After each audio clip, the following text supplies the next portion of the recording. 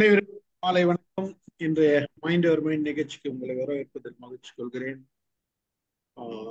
இன்றைக்கு வாரந்தோறும் வள்ளுவம் 84வது அதிகாரம், பேதமை 1005வது நிகழ்ச்சி, 1105வது நிகழ்ச்சி.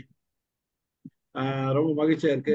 கிட்டத்தட்ட நம்ம 83 அதிகாரம் முடிச்சிட்டோம். நம்ம நினைக்கல வாரந்தோறும் வள்ளுவம் போட்டுட்டு ஒவ்வொரு வாரம் பண்ணிட்டு வந்தா கூட பல சில வாரங்கள்ல நம்ம பண்ண முடியல. 80 அதிகாரம் முடிச்சிருக்கோம்.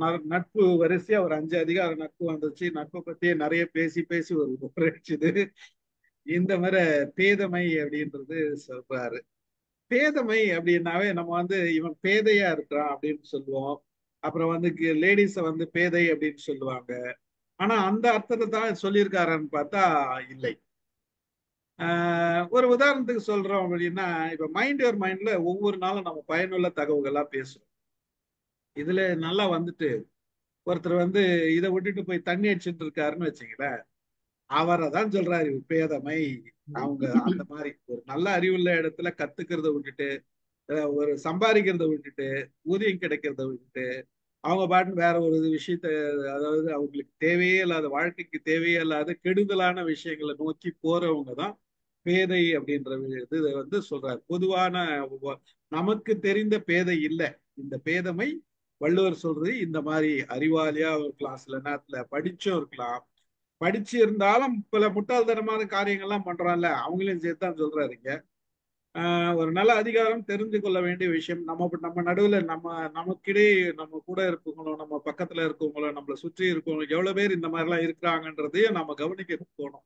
இந்த இந்த திருக்குறள் அதிகாரத்தை பார்க்கும் பொழுது ஒன்னொன்னா பார்த்துட்டு நம்ம அங்கங்க அதிகாரம் பார்க்கறது மட்டும் இல்லாத அங்கங்க நம்ம எங்க யாரெல்லாம் நம்மளோட பயணிக்கிறாங்க அப்படின்றதையும் பார்த்து எந்த மாதிரியான மக்கள் நம்மளை சுத்தி இருக்கிறாங்கன்றதையும் பார்த்து நம்ம பேசுவோம். மகிழ்ச்சி. முதல் குறள் யார் படிக்கிறது? இதுல நான் அதிகார படிங்க. நான் அதிகார முறையை பார்த்தேன். அவரு என்ன சொல்றாரு, இதுவரைக்கும் அங்கவியல்ல இது வருது. அதுல முதல்ல நட்புக்கு சொல்லிட்டாராம். நட்பு, நட்பு ஆராய்தல், பழமை, தீ நட்பு, கூடா நட்பு 5 சொல்லிட்டு அரசனுக்கு அடுத்து என்ன வேணும்னு சொல்லி மாறாக எதை சொல்றாராம், பகைய சொல்ல ஆரம்பிக்கிறாராம். பகை சொல்ல ஆரம்பிக்கிற போது 5 இது சொல்லியிருக்காங்க. என்னன்னா, ஒரு அரசனுக்கு அல்ல ஒரு நிர்வாகிக்கு வேண்டியது என்னென்ன வேணும்னா, படை குடி, படை குடி, கூழ், அமைச்சு, நட்பு, அரண். இந்த 5 தான் வேணும்னு சொல்றாரு. அரசருள் ஆருடையான் அரசருள் ஏறுன்னு சொன்னார். இப்ப நட்பு சொன்னதுக்கு அப்புறம் அதற்கு மாற்றாக உள்ள பகையை சொல்ல ஆரம்பிக்கிறாராம். பகைக்கு 5 அதிகாரம் வச்சிருக்காருங்கிறாங்க. அதே மாதிரி அந்த 10 அதிகாரம், பகைக்கு 10 அதிகாரம் வைக்கிறாரு. இந்த 10 அதிகாரத்துல 2 குணத்தால வருதான். நம்மளால கடக்க முடியாதது 2 குணம் சொல்றாங்க. ஒண்ணு வெகுழியா, இன்னொன்னு காமமா. வெகுழியால வருகிற பகை, அதாவது கோபம், எண்ணி பார்க்காம பேசுறது, அதால கோபத்தால மிஞ்சி இருக்கிற சினத்தால வருகிற பகை என்னன்னுங்கிறாரு. இகழ்னாவே பகைதான். அப்புறம் அதுல படை மாட்சி, பகை திறம் தெரிதல், உட்பகை, பிறையாரை பிழையாமை. இந்த 5ம் கோபத்தை மாற்றுவதற்கும் கோபத்தால விளைகிற பகையை எப்படி எதிர்கொள்வதற்கும் இந்த 5 இருக்கான். காமத்தால விளைகிற பகைய பெண்வெளி சேரல், காமம்னா விருப்பம்னு, வரவின் மகளிர், கள்ளுண்ணாமை, சூது, மருந்து கூட இதுல ஒரு வகை சொல்றார். இந்த 5ம் காமத்தால வருதான் நம்ம 2 பேருக்கும், எல்லாத்துக்கும். இதுல நடுவுல ஒரு மயக்க, இந்த வெகுளியும் இந்த காமமும் ஒரு மயக்க நிலையில வருதுங்கிறாங்க. அந்த மயக்கம் என்ன? அறியாத நிலை. அது பேதமையும் புல்லறிவாண்மையுமா. அப்போ இந்த 10 அதிகாரத்துக்கு முன்னாடி பகை எப்படி ஆரம்பிக்குது அப்படிங்கிறதுக்காக இந்த 2 அதிகாரம் நம்ம அறியாமை, ஒண்ணு பேதமை, இன்னொன்னு புல்லறிவாண்மை. நமக்கு அறிவை பத்தி நிறைய சொல்லிட்டாரு. அறிவு ஆற்றம் காக்கும் கருவி, இப்ப இந்த அறியாமை நம்ம ஐயா ஜெகநாதர் கேட்டது மாதிரி அறியாமையும் சொல்றது. ஆனா இந்த அறியாமை கொஞ்சம் வித்தியாசமான அறியாமை அப்படிங்கிறது மாதிரியே இருக்கு. அதுல பார்க்கலாம். குரலை பார்க்க பார்க்க அவரே டெபினிஷன் சொல்லிடுறாரு முதல் பாட்டுல. சொல்லுங்கம்மா, படிங்கம்மா. பேதமை. பேதமை என்பதொன்று யாதெனின் ஏதங்கொண்டு ஊதியம் போகவிடல். பேதமை என்பதன் தன்மை யாது என்றால், ஒன்றை செய்யும் போது வரும் துன்பத்தை ஏற்றுக்கொண்டு அதனால் வரும் ஊதியத்தை விட்டு விடுதல் ஆகும். புலியூர் கேசிகன். பேதமை என்று சொல்லப்படுவது யாது என்றால், தனக்கு கெடுதியானதை கை கொண்டு ஊதியமானதை கைவிடுதலாகும். இது மு வரதராசனார் சொல்றாரு. சாலமன் பாப்பையா என்ன சொல்றாருன்னா, அறியாமை என்பது என்ன என்றால், அது ஒருவன் தனக்கு தீமை தருவதை ஏற்றுக்கொண்டு லாபத்தை விட்டு விடுவதே ஆகும்.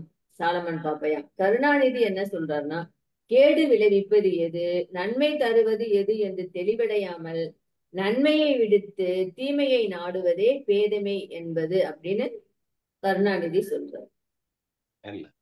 அதாவது கேடு விளைக்கிறத கை கொண்டு வளர்ச்சி தர்றதுல, ஆக்கம்னா வளர்ச்சின்னு சொல்றாங்க, வளர்ச்சி தர்றத விட்டுறது. அதுக்கு வறுமை, பழி, பாவம் இதையெல்லாம் நம்ம கை கொள்றாருன்னு சொல்றாரு. பழி, பாவம். இப்ப கல்லுண்ண போனத ஸ்டீவன் சார் சொன்னாரு. அது ஒரு பழி அல்லது பாவம். அது மாதிரி அதை கை கொண்டுட்டு எதை விட்டுட்டா, செல்வம், புகழ், அறம், அறந்தர்றது அதுகளை எல்லாம் விட்டுறான். அது ஊதியம் போக விட. அடுத்தது பேதமை அப்படிங்கிறது என்ன பொருள் அப்படின்னா, பேதைன்னா அறியாமை. ஒரு எவ்வளவு கற்றவனாக இருந்தாலும் அவன் அறிவுள்ளவனாக இருக்கணும். ஆனா அந்த அறியாமை அப்படிங்கிறது இவர் என்ன சொல்றாருன்னா, நல்லதுன்னு தெரியுது, பாக்குறாங்க, நிறைய பேரை பாக்குறாங்க, இதெல்லாம் நல்லதுன்னு அவனுக்கு தெரியுது, தெரிஞ்சே தப்பு செய்யறது. தெரியாம போறது வேற, அவங்கள கொண்டு வந்துடலாம்.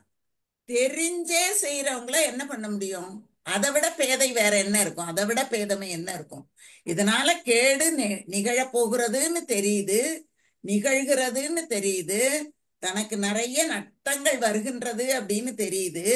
இவ்வளவும் தெரிஞ்ச பிறகும் அவன் எல்லாத்தையும் விட்டுட்டு ஒரு தீமையின் பக்கம் போகிறான் அப்படின்னு சொன்னா, அதை விட பேதைமையானது இந்த உலகத்துல எதுவுமே இல்லை அப்படின்னு அதை எடுத்து காட்டுவதன் மூலம் நாம இப்படிப்பட்டவர்களையும் நாம் தவிர்க்க வேண்டும் அப்படிங்கறதான் சொல்றாரு. ஏன்னா நம்ம பழமொழியே நம்ம சொல்லுவோம், பன்றியோடு சேர்ந்த கன்று அப்படின்னு நம்ம சொல்லுவோம். அந்த மாதிரி தீயவர்களோட நாம சேரும்போது அந்த தன்மை நமக்கும் வந்துரும். அதனால அந்த மாதிரி இருக்கக்கூடிய குணமுடையவர்களை நாம விலக்கி விடுவது மிகவும் நல்லது அப்படின்னு அவர் சொல்றார்.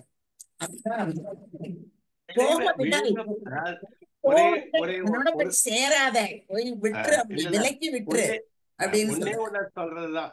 அதாவது விளைவை பாருங்க, அந்த விளைவு நல்லது அது நல்லது தருமா கெடுதல் தருமா? கெடுதல் தருங்கிறத உணராம ஒருத்தர் இருக்கான்ல, அந்த அறியாமைதான் இங்க பேசப்படுது. ஒரு விஷயம் கெடுதல் தரும் அப்படிங்கிறத அறியாது இருக்காம பாருங்க, அந்த அறியாமையத்தான் இங்க பேசுறாரு. இங்க நல்லது தருறத நாடணுங்கிறது சரி, அது கெடுதல் தரும் அப்படிங்கறதுதான் விளைவு. வாங்க நடராஜ் சார், வாங்க பேசுங்க. தெரிஞ்சே செய்யறன்னு சொல்றது நமக்கு ரொம்ப என்னன்னு சொல்றது, விளங்குறது இல்லை, அதை அக்செப்ட் பண்றது. அதாவது தெரிஞ்சு இன்னொருத்தரும் செய்யறது இல்லையே தவறு, அவன் ஒரு விதத்துல ரேஷனலைஸ் பண்றான். அது இரேஷனலைசேஷன் தான் எடுக்கணும்.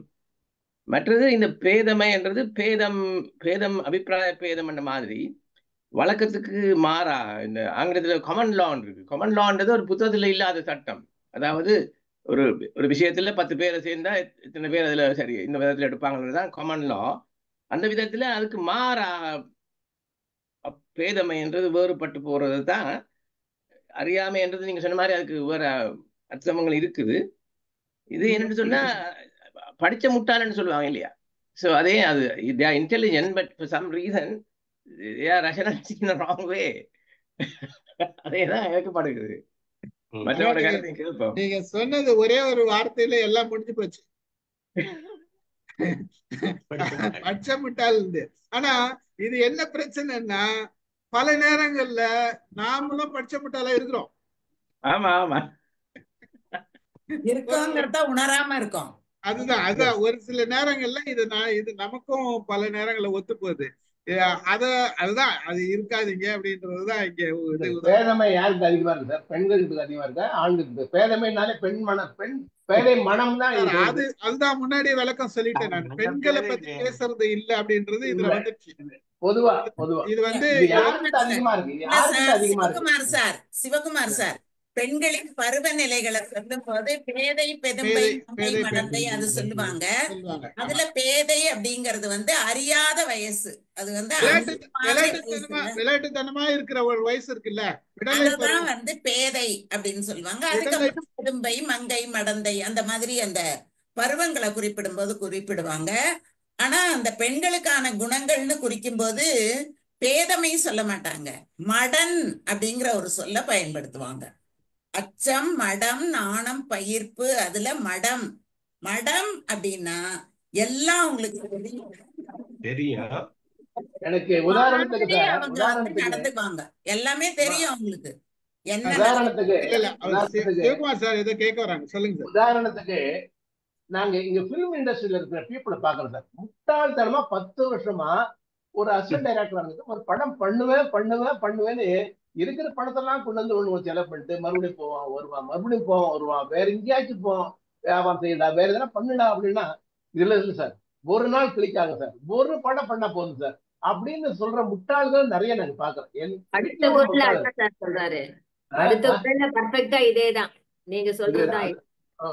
இப்படி இருக்கிற முட்டாள்களை நான் நிறைய பாக்குறேன். பக்கத்து ரூம்ல ஒரு சினிமா கதை எழுத சொல்லிட்டு 3 பேர் 4 பேரு ரூம் எடுத்து யோசனை பண்றாங்க, எழுதுறாங்க, கார் எடுத்துட்டு வர்றாங்க, பைக் வர்றாங்க, சாப்பிடுறாங்க, போறாங்க. அது 3 வருஷமா நான் பாக்குறேன். ஒரு படத்துக்கு கதை எழுதுறதுக்கு 3 வருஷம் இன்னும் கிளிக் ஆகல, ப்ரொடியூசர் கிடைக்கல அப்படின்னு தொங்கிக்கிட்டு இருக்காங்க sir. There clinging on to some ஒரு கற்பனை உலகத்திலே இருக்கிறாங்க. ஏதோ மூதாதைய சைட்ல பணத்தை கொண்டு வந்து வச்சுக்கிட்டு செலவு பண்ணி எல்லாத்தையும் சேர்த்து சம்பாதிக்கலாம்னு சொல்லிட்டு இங்க இருக்கிற பிலிம் இண்டஸ்ட்ரியில இந்த முட்டாள்தரத்தை நான் பாக்குறேன். எனக்கு தெரிஞ்சே ஒருத்தவங்க சார் அவரோட வேலையவே விட்டுட்டு நான் சினிமா எடுத்தாலே போச்சுன்னு வேலையை விட்டுட்டு வந்துட்டாரு சார். வந்து அங்க வடபழனியிலேயே தான் குடியிருக்காரு, போறாரு, வர்றாரு, பாக்குறாரு, பேசுறாரு. இன்னும் நடந்துகிட்டு தான் இருக்கு அந்த வேலை. எவ்வளவு வருஷங்கள் பாருங்க. காசும் விட்டுட்டாரு. அந்த ரிட்டையர்மெண்ட் ஆகி அவருக்கு வந்த பணங்கன்னா எல்லாத்தையும் விட்டுட்டு இன்னும் சினிமா தான். அவருக்கு ஒரு நாள் சம்பாதிக்கலாம், ஒரே ஒரு படம் கிளிக் ஆனா போதும், ஒரு பாட்டு நல்ல சூப்பர் ஆயிட்டா போதும். இப்படி எல்லாம் கற்பனை உலகத்துல வாழ்ந்துட்டு இருக்காங்க சார். டீ கடையில இருந்து யோசனை பண்றாங்க, பேசுறாங்க, வர்றாங்க, 10 பேருக்கு கூப்பிட்டு வர்றாங்க, செலவு பண்றாங்க. ஓகே சார், அடுத்தது போலாம். சொல்றாரு ஆக்கம் விளைப்பனவற்றை கைவிடல்ங்கிறார். ஊதியம் கைவிடல்னா ஆக்கம் விளைப்பனவற்றை கைவிடல். ஆக்கம்ங்கிறது எதுவான பணமா இருக்கலாம், புகழா இருக்கலாம், அவற்றை கைவிடல். அடுத்த குரல் சொல்லுங்க. அடுத்த குரல் பற்றி பேதமையில் உள்ளாம் பேதமை காதன்மை கையல்ல தன்கட் செயல். பேதமை உள் எல்லாம் பேதமை காதன்மை கையல்ல தன்கட் செயல். பேதமை என்பவற்றுள் எல்லாம் பெரிய பேதமையாவது விரும்பத்தகாத ஒரு செயலை செய்ய தொடங்கி அதையும் பொருத்தமற்ற வகையில் செய்தல் ஆகும். இது புலியூர் கேசிகன். ஒருவனுக்கு பேதமை எல்லாவற்றிலும் மிக்க பேதமை தன் ஒழுக்கத்திற்கு பொருந்தாததில் தன் விருப்பத்தை செலுத்துதல் ஆகும். இது வரதராசனார் சொல்றார். அறியாமையுள் எல்லாம் அறியாமை என்பது ஒருவன் தனக்கு நன்மை தராதவை மேல் எல்லாம் விருப்பம் கொள்வதே ஆகும். சாலமன் பாப்பையா சொல்றார், தன்னால் இயலாத செயல்களை விரும்பி அவற்றில் தலையிடுவது என்பது பேதமைகளில் எல்லாம் மிகப்பெரிய பேதமை ஆகும். குறளை படிச்சாவே அந்த பொருள் வந்துருது. இத பாருங்களேன், தன் கையல்ல கண் ஆசை. முக்கியமானது என்ன? தன் கையல்ல கண் ஆசை, தன்னுடைய கையில் இல்லாததின் மேல ஆசை. அதாவது மனைவி மேல ஆசை இருந்தா சரி, என் கையில இல்லாத அடுத்த வீட்டு மனைவி மேல ஆசைப்பட்டா அங்கே அது ஒரு பேதமை. என்னுடைய வண்டியை நான் பத்திரமா பாத்துக்கிட்டா அது சரி. நான் அவன் வச்சிருக்க பிஎம்டபிள்யூக்கு ஆசைப்பட்டேன்னு வச்சுக்கோங்க, அது காதன்மைனா காதல். தன் கையல்ல கண் ஆசை, அதான் அந்த காதல் நம்மகிட்ட இருக்கிறது மேலதான் காதல் இருக்கணுங்கிறார். அல்லது நம்மளால என்ன முடியுமோ, நமக்குள்ள சோர்சஸ் இருக்கு, அதை வச்சு என்ன முடியுமோ அது மேல ஆசைப்பட்டாதான். நம்ம சோர்சஸுக்கு மேல என்னமோ நடக்க முடியாத வானத்தை வில்லா நம்மளால அடைக்க முடியாது. அது ஒரு சும்மா ஒரு உதாரணமா சொல்றேன். அதனால கிளியரா சொல்லிடுறாரு, தன் கையல்ல, என்னால அதை அடைய முடியாது, தன் கையல்ல, என்கிட்ட இல்ல, அது மேல நான் ஆசைப்பட முடியாது. தன் கையில் கண் காதன்மை, அந்த விருப்பம் காதல், அதுதான் பேதமைங்கிறார். ரொம்ப அழகா சொல்லிடுறார். அது எல்லாவற்றிலும் பேதமையுடெல்லாம் பேதமைட்டாரு. பல அறியாமை இருக்கு, அறியாமையால் வருகிற பல குற்றங்கள் இருக்கு, பல இழிச்சொல்கள் இருக்கு. இதுல வர்ற இழிச்சொல்லு நம்ம கையில இருக்கிறத அனுமதிக்காம அடுத்ததை நினைக்கிறோமே, அது மாதிரி ஒரு முட்டாள்தனம் வேற இல்லைன்னு. நடராஜர் சொல்லுங்க. இது மாற்றான் மனைவியன்னு மட்டும் இல்ல, மாற்றானுடைய உணவு எடுத்துக்கலாம் இல்லையா, அதை எடுத்து சாப்பிடுறது. அது ஆங்கிலத்தில் சொல்லுவார்கள் don't bite more than you can சூ. அதாவது மெல்ல முடியாதது நாங்க வாயில ஆசையில வாயில போட்டா யூ வில் சஃபர். ஒன்லி துப்பனும், துப்ப மேலாது விழுங்க மேலாது இருக்கும் இல்லையா. அது ஒரு அறியாமை தானே, நம்மளால கடிக்க முடியாத எடுத்து வாயில வச்சோம்னா அது அறியாமை தானே. இல்ல அது அதிக, பிகாஸ் யூ ஆர் கிரேவிங், அளவுக்கு மேலால வாயில போட்டுட்டீங்க. கையெல்லாம் கண் ஆசை. இதுல ஒரு முரண் இருக்கு. இப்ப சிவகுமார் சார் சொன்னாரு, நிறைய பேர் கதை எழுதுறாங்க, சினிமா எடுக்கிறதுக்கு பாடுபடுறாங்க, சொல்றாங்க அப்படின்றது இருக்கு அப்படின்றது தெரியுது. என்னத்தை பண்றாங்கன்றது நமக்கு எல்லாருக்குமே தெரியுது இல்லையா. ஆனா அவங்களோட பார்வையில பார்த்தோம்னா இந்த மாதிரி பண்ணி இந்த மாதிரி கஷ்டப்பட்டு யாரோ ஒருத்தர் ஜெயிச்சிருக்காங்க. அப்போ 10 பேர் முயற்சின்றது அவங்களோட வெற்றி பாதையை நோக்கி ஓடுதுன்றது ஒரு பக்கம் அவங்களோட பார்வை. அவங்க அது நமக்கு பார்க்கறதுக்கு பேதமை, என்னடா இப்படி இருக்கானே அப்படின்னு தோணுனாலும் அவன் பலரை பார்த்திருக்கான். அவனோட சினி ஃபீல்டுல கஷ்டப்பட்டு வந்தவங்க கொண்டு நிறைய பேர். அப்போ ஜெயிச்சுட்டான்னா இவனை பாராட்டும் உலகம், தோத்துட்டான்னா அவனை பழிக்கும். ஆனா அந்த அந்த இவனை பழிக்க கூடாது, இவன் ஏதோ முயற்சி செஞ்சுதான் தோற்றுட்டான், பரவாயில்ல, இந்த முயற்சியை பாராட்டணும்ன்ற ஒரு எண்ணம் கூட ஒருத்தர் கூட வராது. சுலபமா சொல்லிப்படுற பைத்தியக்கார மாதிரி பணத்தை செலவு பண்ணிட்டு போயிட்டான் அப்படின்னு சொல்லுறது ஈஸி. ஆனா அவன் எவ்வளவுக்கு முயற்சி பண்ணான், எவ்வளவுல கஷ்டப்பட்டான், எவ்வளவுல உழைச்சான், எத்தனை பேர்கிட்ட போனான், எவ்வளவு நேரம் செலவு பண்ணான் அப்படின்ற அந்த உணர்வு அவனை ஒருத்தனை தவிர வேற யாருக்கும் தெரியாது. ஜெயிச்சான்னா நம்ம விடாமுயற்சியில் ஜெயிச்சான்னு சொல்லுவான், ஜெயிச்சுட்டான்னா விடாமுயற்சியில் ஜெயிச்சான்னு சொல்லுவான், தோத்துட்டான்னா இப்படி அலையிறானேன்னு சொல்லுவான்.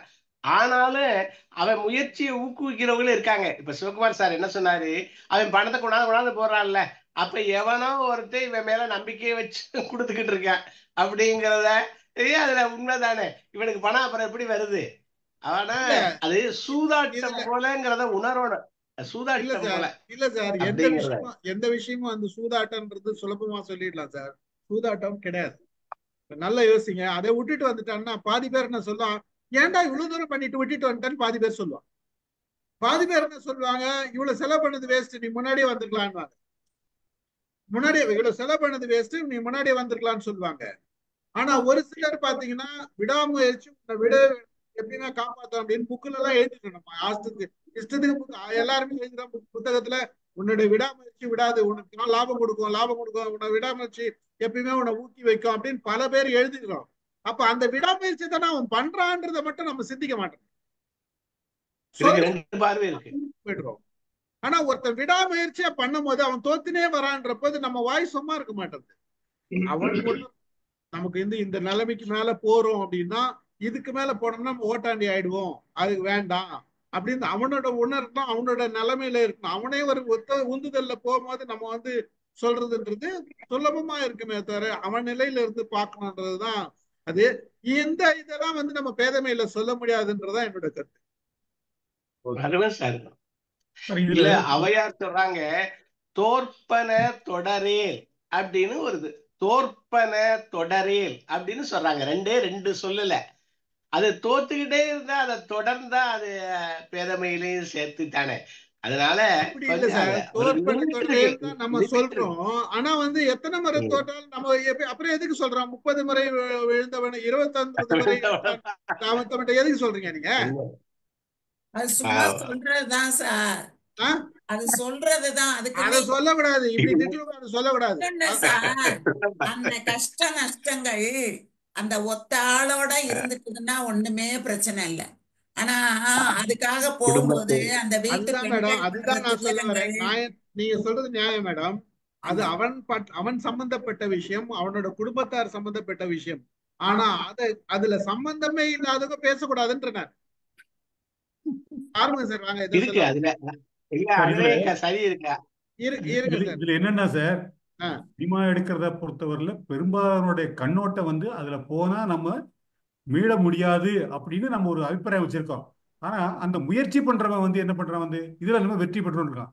ஸோ பலருடைய கண்ணோட்டத்தை மட்டும் வச்சு இதை நம்ம முடிவு பண்ண முடியாது அப்படிங்கிறது இது ஒரு தனிப்பட்ட என்னோட உண்மை. அதான் உண்மை. அது என்ன விஷயம், அதுதான் நம்மளோட வெளிப்பார்வைன்றது அவனோட முயற்சிக்கு நாம கொடுக்கிற உந்துதலா இல்ல, நம்மளோட உந்துதல். ஏன்னா நமக்கு நம்மள சார்ந்தவனா இருந்தா அவனோட பின்புலம் தெரியும். நம்மளோட சார்ந்தவனா இருந்தா ஓகே, நமக்கு தெரிஞ்சவனா இருந்தா பின்புலம், அப்பா அம்மா கஷ்டப்படுறாங்க, சொத்தே இல்லாதவங்க போய் அழிக்கிறான் அப்படின்றப்ப அந்த பின்புலம் நமக்கு தெரியும். அப்ப நம்ம சொல்லலாம். ஒருத்தரோட பின்புலமே தெரியாத நம்ம செய்யறாங்கன்னு சொல்றப்ப நம்ம பல பேர் பாக்குறவங்க ஃப்ரெண்ட்ஸ் கூட சொல்லுவான், ஆனா அவனோட பின்புலம் முழுக்க தெரியாது. அப்ப அந்த பின்புலம் அறிந்து அது தேவையா அப்படின்றத விஷயத்த அந்த அளவுக்கு சிந்திக்கணும் அப்படின்றது அப்பதான் நம்ம சொல்ற அது அவங்களுக்கு பொருந்தமா. சினிமா தொழிலை பொறுத்தவரை சார் பஞ்சார் ராஜன் சொல்லுவாரு, சக்சஸ் ஃபார்முலா. நீங்க என்ன பண்ணுங்க, இத நீங்க இந்த ஒரு விஷயத்தை மாத்திரம் கொஞ்சோண்டு கட் பண்ணிக்கங்க, யாருன்னு நான் சொல்றேன். மேடம் இருங்க மேடம், சிவகுமார் சார் பேசி முடிச்சிட்டோம்.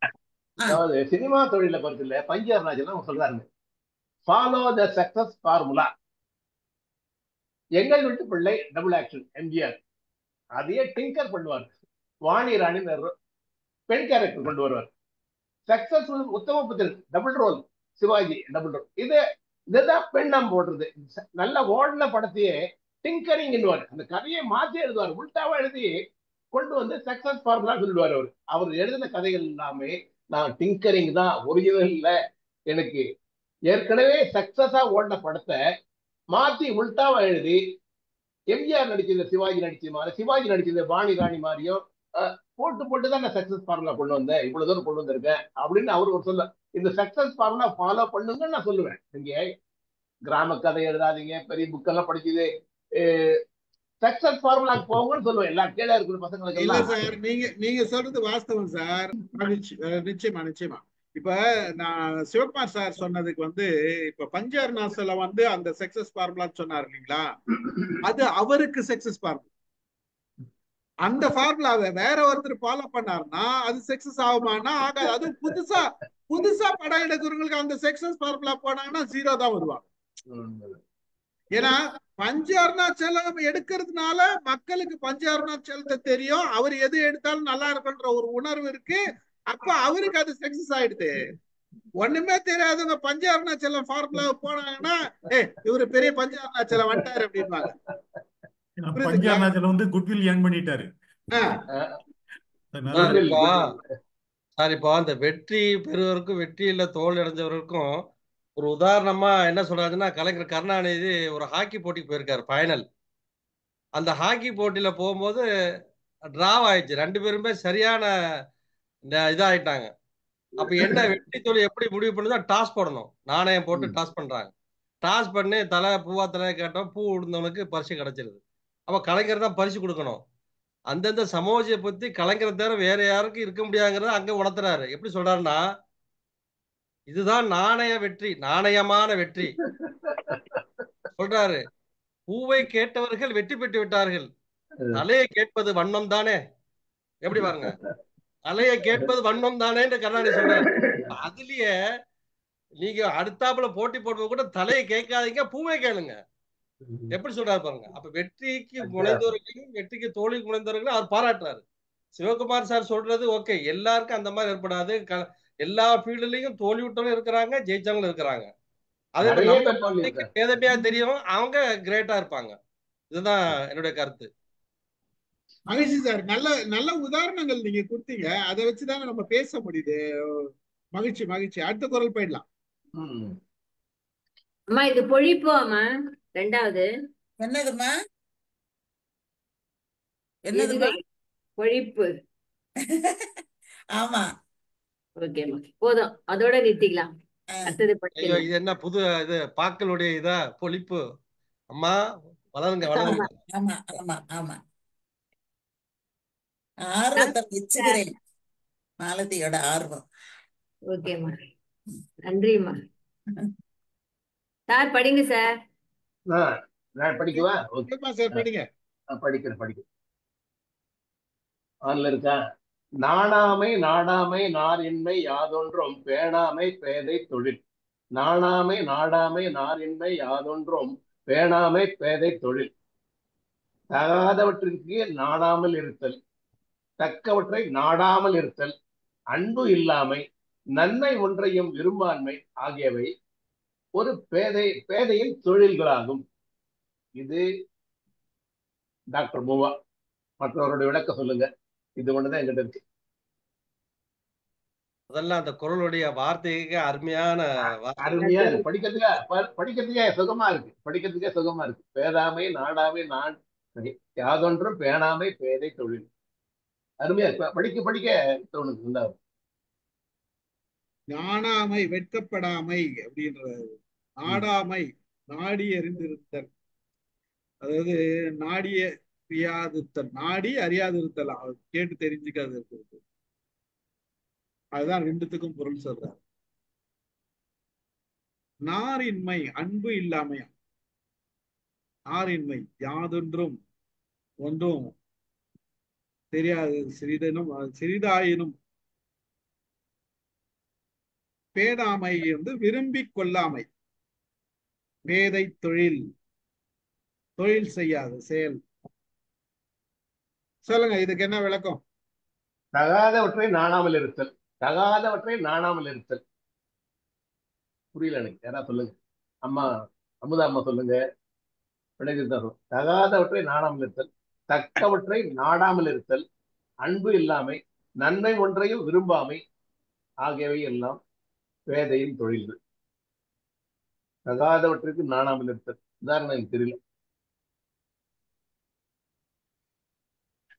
எக்ஸ்பர்ட்ஸ் எல்லாம் போயிட்டாங்க. வல்லுநர்கள் போயிட்டாங்க. ஒரு போன் வந்துருச்சு. கேக்குதா? கேக்குது.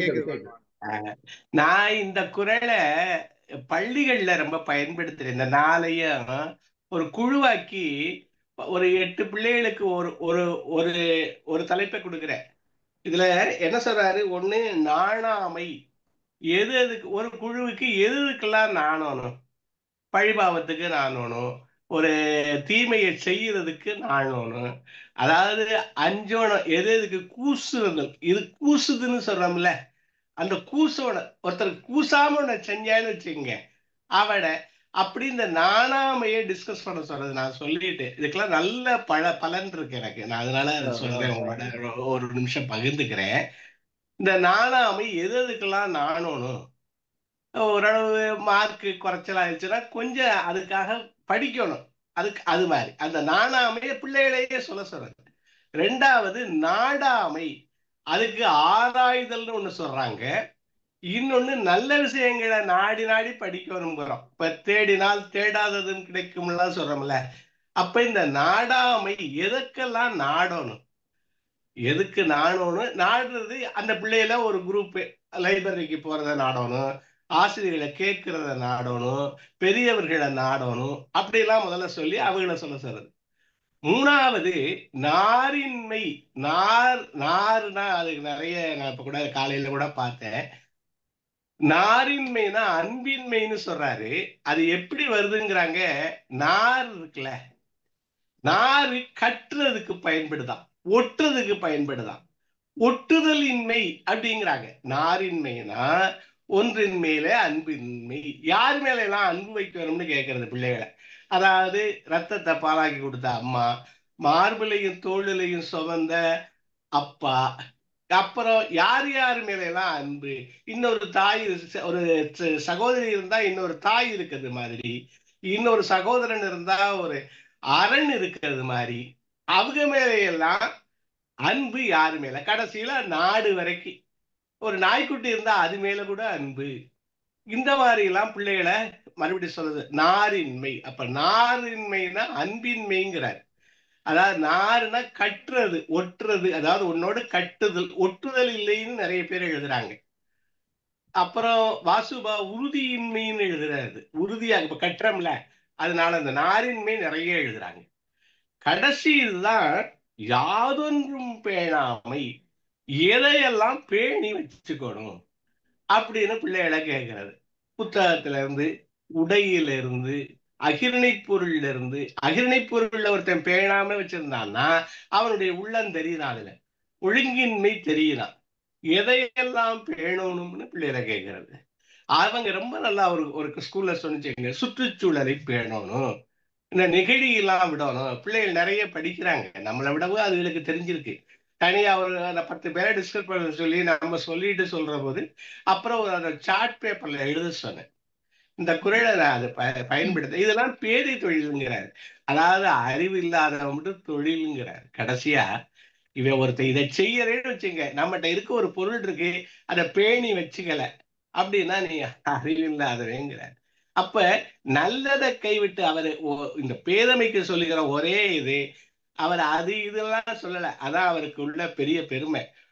கிடைக்கிற நமக்கு ஆக்கத்தை எது எதெல்லாம் ஆக்கம் தருதோ அதையெல்லாம் கைவிட்டவே பேதை, எது எதெல்லாம் துன்பம் தருதோ அதையெல்லாம் கை கொண்டவே பேதைன்னு முடிச்சிடுறாரு. அப்ப அது தன்னை பொறுத்துதான் அது. அதாவது அடுத்தவங்க நம்ம அவன் முட்டாள்னு சொல்றதுல பிரயோஜனம் இல்லை. இந்த அதிகாரம் முழுவதும் தான் எப்படி நடந்துக்கணும் அப்படிங்கிற சொல்ற அதிகாரம். அதுலயும் இந்த குறள் நான் ரொம்ப பயன்படுத்துறேன், அதனால உங்கள்கிட்ட சொன்னேன். சிம்பிளா சொல்ல போனா சார், வெக்கம், மானம், சூடு, சோரணை, ஆசை, பாசம் யார் மேல இல்லாத ஒரு முட்டாள் மேல இருக்கா, அப்படி எல்லாம் சொல்லலாம் சார். ஆசை பாசம் இல்லாத ஜென்மங்கள் நிறைய இருக்கு சார் நம்ம பார்க்கலாம். ஆனா சார் ரொம்ப சூப்பர் சார். இந்த குரல்ல 4ஆ பிரித்து 4 தலைப்பு கொடுத்து அந்த பிள்ளைகள்கிட்ட கருத்து கேட்டது வந்து ரியலி கிரேட். அவரு அருமை, நிறைய விஷயங்கள் செய்யறாரு. இந்த குரலுக்கு இந்த மாதிரி செஞ்சாதான் சார் எல்லாருக்கும் புரியப்படும். அருமை. இதே மாதிரி சுழல் வல்லன், சோர்விலன், அஞ்சான், இகல் வெல்லல், இதே 4 பேருக்கு கொடுக்கிறது. எது அப்ப சுழல் வல்லன் கம்யூனிகேஷன் சொல்றது, சோர்விலன் இதை விடாம முயற்சி செய்யறத சொல்றோம்ல அதை சொல்றது, அஞ்சான் எதுக்கு அஞ்சோனும் எதுக்கு அஞ்சாதுன்னு சொல்லணும், இகல்னா பகை, எது இதெல்லாம் இன்னைக்கு வறுமை பகை, அறியாமை பகை, அதையெல்லாம் எப்படி போக்குறதுன்னு. இப்ப 4 நாளா இது மாதிரி 5-6 குறள் வச்சிருக்கேன். அந்தந்த நேரத்துல எது வருதோ அதை பாருங்கிறது. சூப்பர் சார், சூப்பர், அருமை. வாங்க நடராஜ் சார், சொல்லுங்க, நீங்க என்ன திருக்குறள்? நம்ம புத்தகத்துல இங்கிலீஷ்ல போட்டிருக்காங்க எய்ம்லெஸ் இன் லைஃப், மற்றது கேலஸ் டு சரௌண்டிங்ஸ். அதாவது சில பேர் லைஃப் ஒன்றுலயுமே எய்ம் இல்லாம இருப்பாங்க இல்லையா. அதோட இந்த கேலஸ் டு சரௌண்டிங் சொன்னா ஆப்பர்ச்சுனிட்டிஸ் வந்தாலும் நழுவ விடுறாங்க. அதை விட முட்டாள்தனம், ஆப்பர்ச்சுனிட்டிஸ் வரைக்கும் எடுத்துடணும், கிராப் இல்லையா. அப்ப அதுவுமே ஒரு முட்டாள்தனம் தானே. அதைத்தான் இந்த புத்தகத்துல ஆங்கிலத்துல போட்டிருக்காங்க. எய்ம்லெஸ் அண்ட் கேலஸ் டு சரௌண்டிங்னா இன்டிஃபரண்ட்னு சொல்லலாம் இல்லையா. தெரிஞ்சே நான் தப்பு செய்யறேன்னு வேற சொல்லுவாங்க சார். தெரியும் எனக்கு அது தப்புன்னு, ஆனாலும் நான் செய்யறேன்னு சொல்லுவாங்க. அதோட முட்டாள் தானே. அதெல்லாம் அதாவது ஒரு பள்ளம்னு இருக்கு, அதுல போய் நான் விழுவேன்னு சொல்றான்னு வச்சுக்கோங்க, அவனை என்ன சொல்றது? கண்ணு இருந்தும் இது கண்ணு இல்லாதவன் சொல்ல. இல்ல அதுதான் அந்த உதாரணம் தான் சொல்றாரு. நீங்க வந்து தெரிஞ்சே தவறு செய்யறது பலர்கிட்ட இருக்குது, அதுல கொஞ்சம் பேர் கேர்ஃபுல்லா இருங்க அப்படின்றதுதான் சொல்றாரு. ஆனாலும் வந்து சில சில காரணங்களால நம்ம வந்து அதெல்லாம் கவனிக்க தவறுறோன்றதுதான் நிதர்சனம். கவனிக்க தவறுறதுதான் இங்க இது. அடுத்த குறள் போயிடலாம். படிக்குவா? நீங்க படிக்கிறீங்களாமா? என்ன படிக்குவா? நான் படிக்கிறேன். 834. ஓதி உணர்ந்தும் பிறர் குறைத்தும் தானடங்கா பேதையின் பேதையார் இல். ஓதி உணர்ந்தும் பிறர் குறைத்தும் தானடங்கா பேதையின் பேதையார் இல். நூல்களை முறையாக ஓதி உணர்ந்தும் சொல்லி வந்தும் தான் அடக்கத்தை கொள்ளாத பேதையிலும் பெரிய பேதையர் உலகில் எவரும் இலர். புலியூர் கேசிகன். வரதராசனார் வந்து நூல்களை ஓதியும் அவற்றின் பொருளை உணர்ந்தும் பிறருக்கு எடுத்து சொல்லியும் தான் அவற்றின் நெறியில் அடங்கி ஒழுகாத பேதை போல் வேறு பேதையர் இல்லை. படித்தும் படித்தவற்றை உணர்ந்தும் மற்றவருக்கு சொல்லியும் அவற்றின்படி வாழாதவரை காட்டிலும் அறிவற்றவர் வேறு இல்லை. சாலமன் பாப்பையா. படித்தும் படித்ததை உணர்ந்தும் உணர்ந்ததை பலருக்கு உணர்த்திடவும் கூடியவர்கள் தாங்கள் மட்டும் அவ்வாறு நடக்காமல் இருந்தால் அவர்களை விட பேதைகள் யாரும் இருக்க முடியாது. கருணாநிதி சொல்றார்.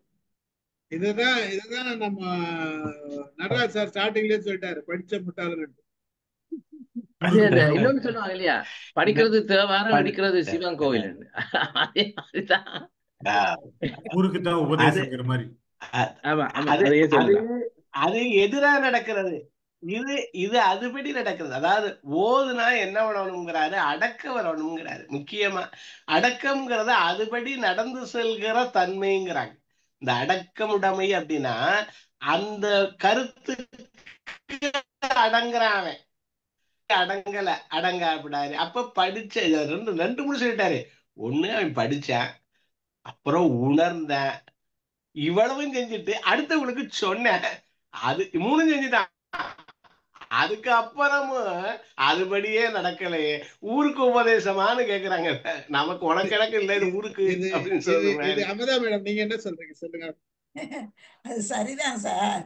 வந்து உணர்ந்துட்டாலே வந்து அது பெரிய விஷயம் தான் சொல்றோம். படிக்கிறது உயர்ந்தது, உணர்றது அதை விட உயர்ந்தது. அப்ப படிச்சுட்டான், உணர்ந்துட்டான், தான் உணர்ந்ததை அடுத்தவங்களுக்கும் சொல்லிட்டான். கற்க கசடரே கற்பவை மூணும் முடிஞ்சிருச்சு. கற்ற பின் நிற்க அதற்கு தக இல்லைங்க. எதுக்கு உங்களை கேட்ட சொல்லுங்க. எதுக்கு சார்? பெரும்பாலும் டீச்சருங்களை சொல்லுது இது.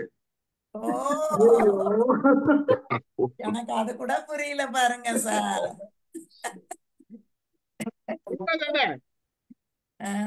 நீங்கதான் சொல்லி கொடுக்குறீங்க. சொல்ல மேடம், பொதுவா சொல்ல வரேன். எனக்கு நீங்க சொன்ன உடனே டக்குன்னு என்னோட நினைவுக்கு வந்திருக்கோம். அந்த அளவுக்கு நான் அப்படி பார்க்கல, நிறைய பேரை நான் அப்படி பார்க்கல. நல்லா செயல்படுத்துறவங்கள பார்த்திருக்கேன். இப்ப நீங்க சொல்ற மாதிரி இருந்துட்டு இப்படி நடந்துக்கிறவங்கிறது என்னோட நினைவுக்கு பல பள்ளிகளிலும் கல்லூரிகளிலும் இது நடக்குது. இந்த நல்லா கத்துக்கிறாங்க, படிக்கிறாங்க, உணர்றாங்க, இத பிள்ளைங்களுக்கு சொல்லி கொடுக்குறாங்க, செய்யக்கூடாதுன்னு சொல்றாங்க, ஆனா வெளியில வந்து அவங்களே செய்யறாங்க. அளவுக்கு பார்த்தது இல்லைங்க சார், எனக்கு தோணல. நடக்குது, இது நடக்குது. எத்தனை டீச்சர் ஸ்டூடெண்ட் அலோவ் பண்றாங்க? என்னங்க சார்? எத்தனை டீச்சர்ஸ் ஸ்டூடெண்ட் அலோவ் பண்ணிருக்காங்க, கல்யாணம் பண்ணிட்டு இருக்காங்க? நடந்திருக்கு. ஆமா ஆமா. அது வந்து அந்த ஒரு சினிமா ஒண்ணு வந்தப்பவே, சுந்தரகாண்டமா ஏதோ ஒரு சினிமா ஒண்ணு வந்தது, அப்பவே எங்களுக்கெல்லாம் மனசு பக்குன்னு ஆச்சு. இப்படி ஒரு படத்தை போய் எடுக்கிறாங்களே, எவ்வளவு ஒரு கேவலமான ஒரு படமா இருக்கே இது அப்படின்னு நான் ரொம்ப வருத்தப்பட்டேன். என்னோட பெரிய பையன் வந்து இன்ஜினியரிங் காலேஜ்ல படிக்கும் போது ப்ரொஃபசர் வந்து அவங்க காலேஜ்ல இருக்கிற பொண்ணை கல்யாணம் பண்ணிக்கிட்டாரு. பெரிய பிரச்சனையாச்சு, ஆனா முடிஞ்சிச்சு. ப்ரொஃபசர் லேடி படிச்ச பையன் கல்யாணம் பண்ணிக்கிட்டாருமா. அதுவும் நடந்திருக்கு. அதுவே நான் என் கண்ணால பார்த்தேன். நடந்திருக்கு. என்னால அதெல்லாம் ஜீரணிச்சுக்கவே முடியல. இது என்ன இப்படி ஒரு, அப்ப என்னதான் ஆசிரியர்கள் இதெல்லாம் நடக்கும் தெரிஞ்சுதான் திருவள்ளுவர் இதை எழுதியிருக்காரு. இது ரொம்ப காதல் பாடா படிச்சது காதல் பாடா வேற ஒண்ணு. இது ரொம்ப அநியாயமான ஒண்ணுதான். அது ஒரு போனஸ் இல்ல, அது ஒரு போனஸ் நினைப்பாங்க போல இருக்கு இல்லையா? இல்ல சார், படிக்கிற பாடம் ஒண்ணு, மற்றது போனஸ்.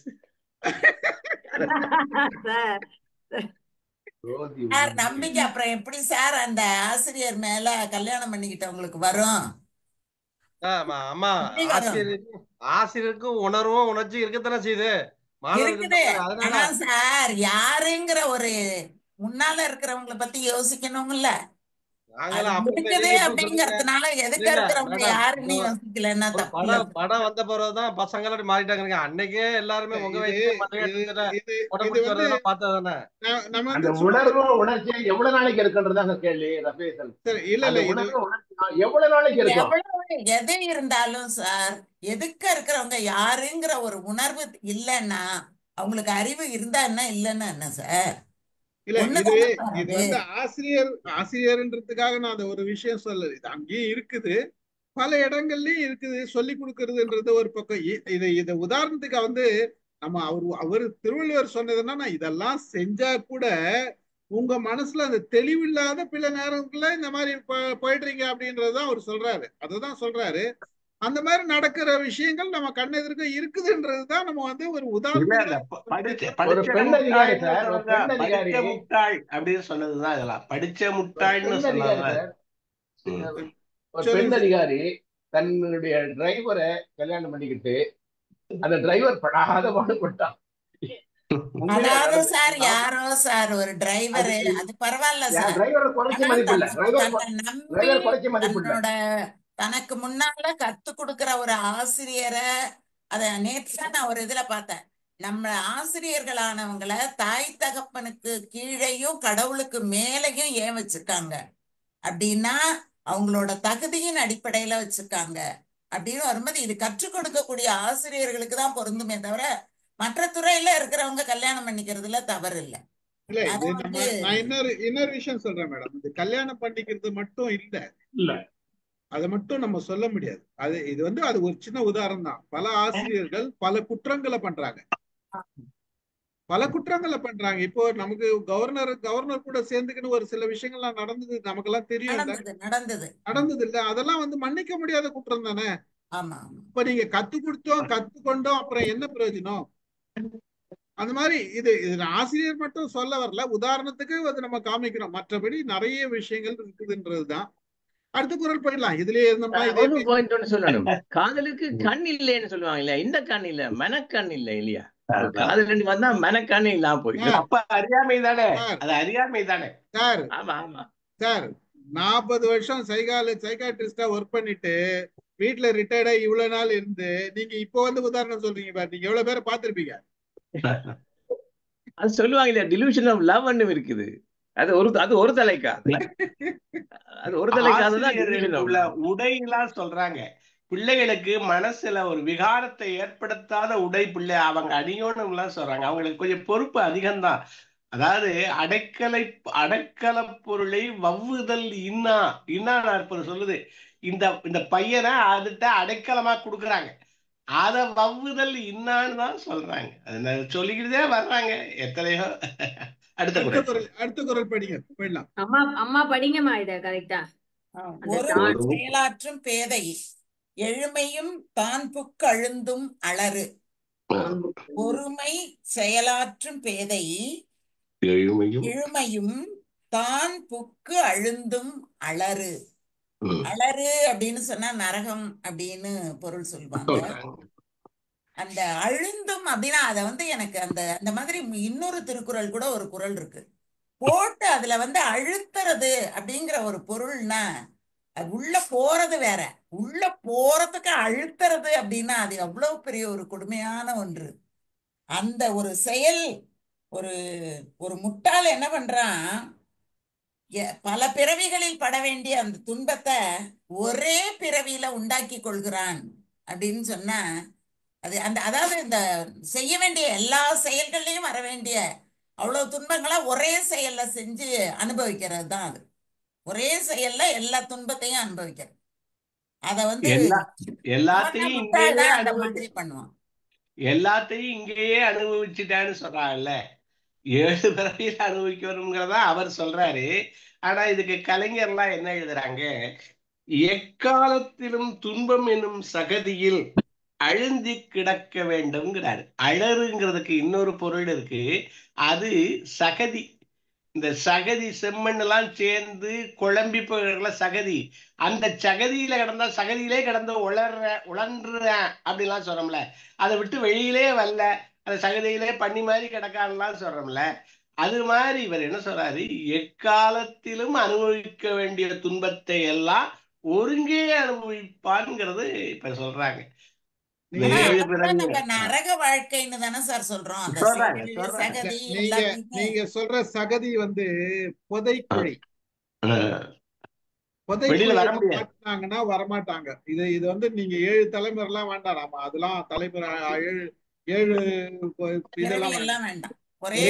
ஒரே ஒரு பிறவியில மட்டும், ஒரே ஒரு பிறவியில இந்த பிறவியில வாழ்நாள் முழுவதும் நாம அனுபவிக்கக்கூடிய துன்பத்தை ஒரு காலகட்டத்திலேயே அனுபவிச்சிருவீங்கன்றதுதான் அது. அப்படியே வச்சுக்கலாம். அது அதாவது சுலபமா சொல்றாரு, இந்த மாதிரி ஒரு பேதமையா முட்டாள்தனமா நடந்துக்காதீங்க, மாட்டிக்கினீங்கன்னா வெளியில வர முடியாது. ஒரு குழியில இதுல வந்து நம்ம புதை குழியில விழுந்த மாதிரி சிக்கல் ஆயிடும் அப்படின்ற விஷயத்த சொல்றாரு. தெளிவான விஷயம். அதாவது சொல்றாங்களே, தான் புக்கு அழுந்தும் அழறு, அவன் தான் போய் புகுற இதுல, அதாவது வேற யாரும் தள்ளி விடல. இந்த பேதமை முழுவத அடக்கமில்லாத செயலை யாரு செய்யறா, நம்ம தான் செய்யறான். இந்த அலருக்குள்ள போய் மாற்றவன் யாரு, நான் தான் மாட்ட போறேன். அப்ப அவர் ரொம்ப கிளியரா சொல்றாரு, ஒருத்தர் இந்த சரியான செயல்களை செய்யுங்கிறதான் திரும்ப திரும்ப அவர் சொல்றாரு. கல்யாணத்துல பொருந்தாத கல்யாணத்துல நரக வாழ்க்கையில மாட்டிக்கிட்டுன்னு சொல்லுவாங்க. பொருந்தாத கல்யாணம் சிலர் எல்லாம் ஆணும் மாட்டிக்குவானுங்க, பெண்களும் மாட்டிக்கணும் ஒண்ணு சார். நரக வாழ்க்கையை வாழ்ந்துட்டு இருக்கேன் அப்படி சொல்லுவாங்க சார். இந்த பிறவிக்கு இவ்வளவு நரக வாழ்க்கை அனுபவிச்சிருந்தேன்னு சொல்ற ஆட்களை பார்த்திருக்கேன், பெண்களையும் பார்த்திருக்கேன் சார். அவ்வளவு துன்பப்படுத்துறாங்க குடும்ப வாழ்க்கையில. வந்து அடிக்கிறது, பிள்ளைகள் முன்னாடியே இதெல்லாம் பண்ணுவாங்க. அது மாதிரி எல்லாம் இருக்காங்க. சில பெண்கள், பணக்கார பெண்கள் பண்ற கொடுமை இருக்குங்களா, சில ஆண்கள் பண்ற அவஸ்தையும் பார்த்திருக்கோம். சார் இப்போ ரீசெண்டா ஒரு ஸ்டோரி இருக்கு, யாருக்குன்னா தெரியுமா? நான் சொல்லாம ஆரம்பிச்சிட்டாரு. ரீசெண்டா ஒரு ஸ்டோரி ஒரு வந்து நடந்து, இப்ப நீங்க சொன்னீங்களா அந்த உதாரணத்துக்கு, ஒரு மிகப்பெரிய ஒரு ஸ்டோரி இருக்கு, ரியலா இப்ப நடந்த விஷயம். மாலதி சொல்வா. சொல்லுங்க. சொல்லட்டுமா? நான் யோசிச்சேன், சார் சொல்லிட்டாரு. அத்துல் அப்படின்னு சொல்லிட்டு நார்த் இந்தியன் பீகாரி, பெங்களூர்ல வந்து ஏஐல வந்து பயங்கரமான ஆளு, நல்ல நல்ல அதுல நல்ல டெக்னிக்கல் இருக்கிறவரு. மேட்ரிமோனியல் மூலியமா அதே பெங்களூர்லயே ஐடி ஃபீல்ட்ல இருக்கிற உத்தரப்பிரதேசம் பொண்ணை பார்த்து கல்யாணம் பண்றாங்க. பேரண்ட்ஸோட ஒப்புதல்ல 2 பேருக்கு கல்யாணம் நடக்குது. ஒரு குழந்தையும் பிறக்குது 1 வருஷத்துல. கல்யாணம் ஆன பின்னர் அந்த பொண்ணு வந்து அவன் வந்து அவங்க வீட்டுக்கு, பொண்ணு வீட்டுக்கு வீடு வாங்கி கொடுத்துருக்கான், எல்லாமே பண்ணிருக்கான். ஆனா இவருக்கு 2 அப்பா அம்மா ஒரு தம்பி. ஆனா அந்த பொண்ணு கொஞ்ச நாள் ஆவாவ எல்லா காசுமே வந்து அவங்க வீட்டுக்கு தான் செலவு பண்ணணும் அப்படின்ற மாதிரி இவங்க 2 பேருக்கும் ஏதோ தகராறு போயினே இருந்திருக்கு. ஒரு கட்டத்துல 2 பேரும் பிரிஞ்சிடலான்னு முடிவு எடுத்துட்டாங்க. 2 பேரும் டைவர்ஸ் அப்ளை பண்ணிட்டாங்க. இந்த பொண்ணு பெங்களூர்ல இருந்து ஊப்பி போயிட்டாங்க. குழந்தையும் கூட்டிட்டு போயிட்டாங்க, 2 வயசு குழந்தைய. அங்க போய் இருக்கிறாங்க. அங்க இருந்துட்டு என்ன பண்ணிட்டாங்க, அங்க போயிட்டு டைவர்ஸ் கேஸ் கோர்ட்ல இருக்கும் போதே அங்க இருக்கிற சப்கோர்ட்ல போயிட்டு எங்க வீட்டுக்காரர் வரதட்சணை கொடுமை பண்ணாரு, என்னோட சம்மதம் இல்லாத தேவையில்லாம என்ன உடலுறவுக்கு என்ன துன்புறுத்தினாரு, அப்படி இப்படின்னு அவர் மேல ஒரு 9 கேஸ் போட்டாங்க, தேவையில்லாத கேஸ். எங்க அப்பா வந்து இவராலதான் இறந்து போயிட்டாரு, அது வந்து ஒரு மர்டர் அப்படின்ற மாதிரி எல்லாம் கேஸ் போட்டாங்க, 9 கேஸ். இவன் என்ன பண்றான், பெங்களூர்ல இருந்து 120 நாள் அந்த கோர்ட்டுக்கும் ஆபீஸ் வேலை செய்யணும், இவன் ஏஐல வேலை செய்யணும், சம்பாதிக்கணும். இதுல 120 நாள் அந்த ஊருக்கும் பெங்களூருக்கும் இந்த 3 வருஷத்துல போய் போய் வந்திருக்கான் கேஸுக்கு. அவன் வந்து 40,000 ரூபாய் வந்து குழந்தைய வளர்க்கறதுக்கு வந்து ஜீவனாம்சம் கொடுக்குறான். அது பத்தல, எனக்கு 4 லட்சம் ரூபாய் வேணும்னு கேக்குறாங்க. நான் சம்பளம் வாங்குறதே 8 லட்சம், 4 லட்சம் உங்களுக்கு கொடுத்துட்டேன்னா நான் எனக்கு அப்பா அம்மா இருக்கிறாங்க, நான் என் செலவெல்லாம் பார்க்கணும், தம்பி இருக்கான் அப்படின்ட்டு இவன் சொல்றான். ஒரு கேஸா இவர் வந்து ப்ரூஃப், அவங்க அப்பா இறந்து போயிட்டாரு அப்படின்னு சொன்னது கூட என்னன்னா கல்யாணம் நடக்கும் போதே அப்பா நோயாளி, அதனால சீக்கிரம் கல்யாணம் பண்ணணுன்றதால அந்தலதான் கல்யாணம் பண்ணிருக்கிறாங்க. ஆனா இந்த பொண்ணு இவராலதான் எங்க அப்பா செத்துட்டாருன்னு சொன்னோம். அதை எல்லாமே ஒரு கேஸா அவன் வந்து வெளியில வந்துட்டான். கடைசியா வந்து ஒரு கேஸ் நடக்கும் போது அதுல ஒய்ஃபும் ஹஸ்பண்டும் இருக்கிறாங்க. அப்ப வந்து என்னால முடியல, இத மாதிரி நான் வந்து வந்து போறேன், என்னால முடியல, என்ன பண்றதுன்னு தெரியல, நான் செத்துதான் போன போல, நான் சூசைட் தான் பண்ணிக்கணும் போலன்னு கோர்ட்லயே சொல்றான் அவன். அப்ப அந்த பொண்ணு என்ன சொல்லுது, செத்து தொலையன்னு சொல்லுது. ஜட்ஜி சிரிக்கிறாங்க. இதெல்லாம் பாக்குறான். பார்த்துட்டு வீட்டுக்கு வந்தான். வீட்டுக்கு வந்துட்டு 40 பக்கத்துக்கு லெட்டர் எழுதினான். அதுல 20 பக்கம் கையால எழுதியிருக்கான், மீதி டைப் பண்ணிருக்கான், எல்லாமே பண்ணிட்டு 1.5 மணி நேரம் 1 மணி நேரம் 20 நிமிஷம் வாய்ஸ் ரெக்கார்ட் பண்ணி அவன் லைஃப்ல என்னென்ன நடந்தது, இதெல்லாம் இப்ப சொல்ற ஸ்டோரி ஃபுல்லா அவன் வாய்ஸ் ரெக்கார்ட் பண்ணி எழுதுனதுதான். எல்லாத்தையும் போட்டு அப்லோட் பண்ணிட்டான். என்ன சொல்லிட்டானா, கோர்ட்ல நியாயம் கிடையாது, அந்த கோர்ட்ல வந்து உனக்கு சாதகமா நாங்க உனக்கு தீர்ப்பு வழங்கணும்னா ஒரு ஜட்ஜி கேட்டிருக்காங்க எனக்கு 5 லட்சம் ரூபாய் குடுனிட்டு. இவன் என்ன சொல்றான், நான் கொடுத்தேன்னா நான் தப்பு செய்யாமையே நான் கொடுத்தேன்னா நான் தப்பு செஞ்சன்ற மாதிரி ஆயிடும், அதனால நான் கொடுக்க மாட்டேன் அப்படின்னு அவன் சொல்றான். அது மேல இல்லாத நான் கட்டுறேன் டாக்ஸ், என் டாக்ஸ்ல தான் உங்களுக்கு எல்லாம் சம்பளம். அப்படி இருக்கும்போது நீங்க எனக்கு ஒரு நீதித்துறை வந்து கரெக்டான நீதி வழங்கல, என்னோட காசு ஜீவனாம்சத்துக்கு கொடுக்குற காசை வச்சுதான் என் ஒய்ஃப் வந்து கேஸ் நடத்துறா. சோ எல்லாமே இந்த கோர்ட்டுக்கு போகுது. கோர்ட்ல வந்து நீதி கரெக்டா நடக்கல. இவ்வளவு நாள் 3 வருஷமா நான் குழந்தைய பார்க்கல, 2 வயசு குழந்தை இப்ப 5 வயசு ஆயிடுச்சு, 3 வருஷமா கோர்ட்டுக்கே கூட்டு வரல, என்ன சாவுன்னு வேற சொல்லிட்டாங்க, என்னால முடியல, இதுக்கு மேல என்னால இது ஃபாலோ இது பண்ணவே முடியல அப்படி சொல்லிட்டு எல்லாத்தையும் எழுதிட்டு சூசைட் பண்ணினாரு. அந்த லெட்டர்ல கடைசியா ஒண்ணு எழுதி இருக்கிறாரு, என்னன்னா இதுக்கு நியாயம் எதுவுமே இதுக்கப்புறமா நான் இறந்துட்ட பின்னரும் எங்க அப்பா அம்மாவுக்கு சேர வேண்டியது, என்னுடைய தற்கொலைக்கான நியாயம் கிடைக்கலன்னா என்னை எரிச்ச சாம்பல அந்த கோர்ட்டு வாசல்ல ஒரு சாக்கடை இருக்கும், இந்த சாக்கடையில போய் கரைங்க அப்படின்னு சொல்றான். சொல்லிட்டு செத்து போயிருக்கான். அப்போ இன்னொன்னு சொல்றான், அந்த குழந்தைக்கு வந்து தனியா வந்து நீ யாரையும் நம்பாத, உங்க அம்மாவை கூட நம்பாத அப்படின்னு சொல்லிட்டு குழந்தைக்கு தனியா லெட்டர் எழுதியிருக்கிறான். அத மாதிரி எல்லாத்தையும் எழுதிட்டு அப்லோட் பண்ணிட்டு இறந்து போயிட்டாரு. இதுதான் இப்ப நடக்குது, இப்ப 2 நாளா நடந்துட்டு இருக்கு. லைவ்ல இருக்கு இந்த கேஸ் வந்து, இப்ப லைவ்ல இருக்குது. அதாவது நம்ம எந்த அளவுக்கு இருக்காங்க இன்னைக்கு அப்படின்றதுதான் இந்த செய்தி. ஜஸ்டிஸே பார்க்க முடியாது சார் இப்ப இதெல்லாம் வந்து நம்ம அவர் என்ன சொல்றாருன்னா, நீதித்துறையினாலே பெண்களுக்கு மட்டும்தான் இருக்குது, ஆண்களுக்கு நீதி இல்லையா, நீதித்துறை கிடையாதா, ஒரு கேஸ்ன்னு போனாக்கா அது பெண்களை மட்டும்தானே பாக்குறாங்க, ஆண்கள் சைடுல இருக்கிற நியாயத்தை பார்க்க மாட்டாங்களே அப்படின்னு சொல்லி எல்லாம் கேக்குறாரு அவர். இன்னும் ஒரு கேஸ் நான் சொல்லியிருக்கேன்னு நினைக்கிறேன், ஏற்கனவே சொல்லியிருக்கேன், மறுபடியும் சொல்றேன். ஒரு 15-20 வருஷத்துக்கு முன்னாடி கல்யாணம் நடந்தது, கிராமத்தில் நடந்தது. அந்த பெண்ணுக்கும் அந்த ஆளுக்கு சரியில்லை, ஊரை கூட்டி தள்ளி வச்சுறாங்க, விவாகரத்தை அறிவிச்சிடுறாங்க. அந்த பொண்ணு அந்த ஊர்லயே வாழுது. அந்த பையன் இங்க வந்த பிறகு வெளிநாட்டு வைத்தியே போயிட்டு நல்லா சம்பாதிக்கிறான், வேற ஒரு பெண்ணை கல்யாணம் பண்றான். அந்த பொண்ணுக்கு அவனுக்கு குழந்தை பிறகுது, பொண்ணுக்கு 15-16 வயசு ஆகுது. இப்போ வசதி ஆயிட்டான்.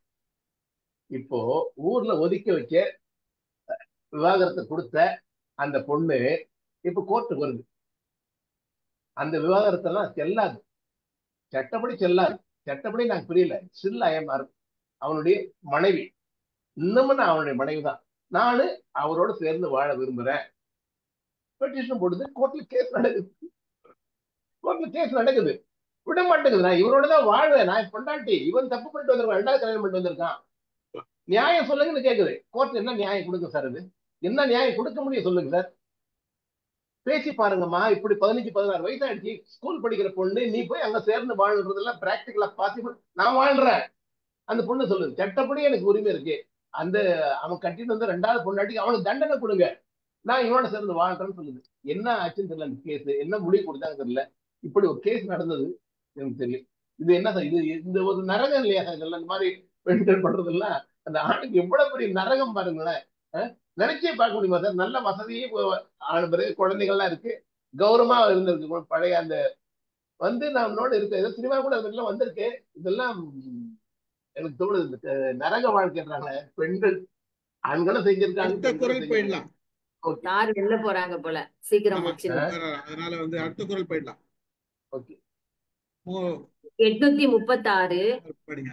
பொய்படும் ஒன்றோ புனைபூணும் கையறியா பேதை வினைமேற்கொளின், ஒன்றின் செய்வகை அறியாத பேதை அதனை செய்வதற்கு முற்படுவதால் அது பொய்யாகி போவதுடன் அவனும் தலை பூண்கின்ற துயரத்தை அடைவான்.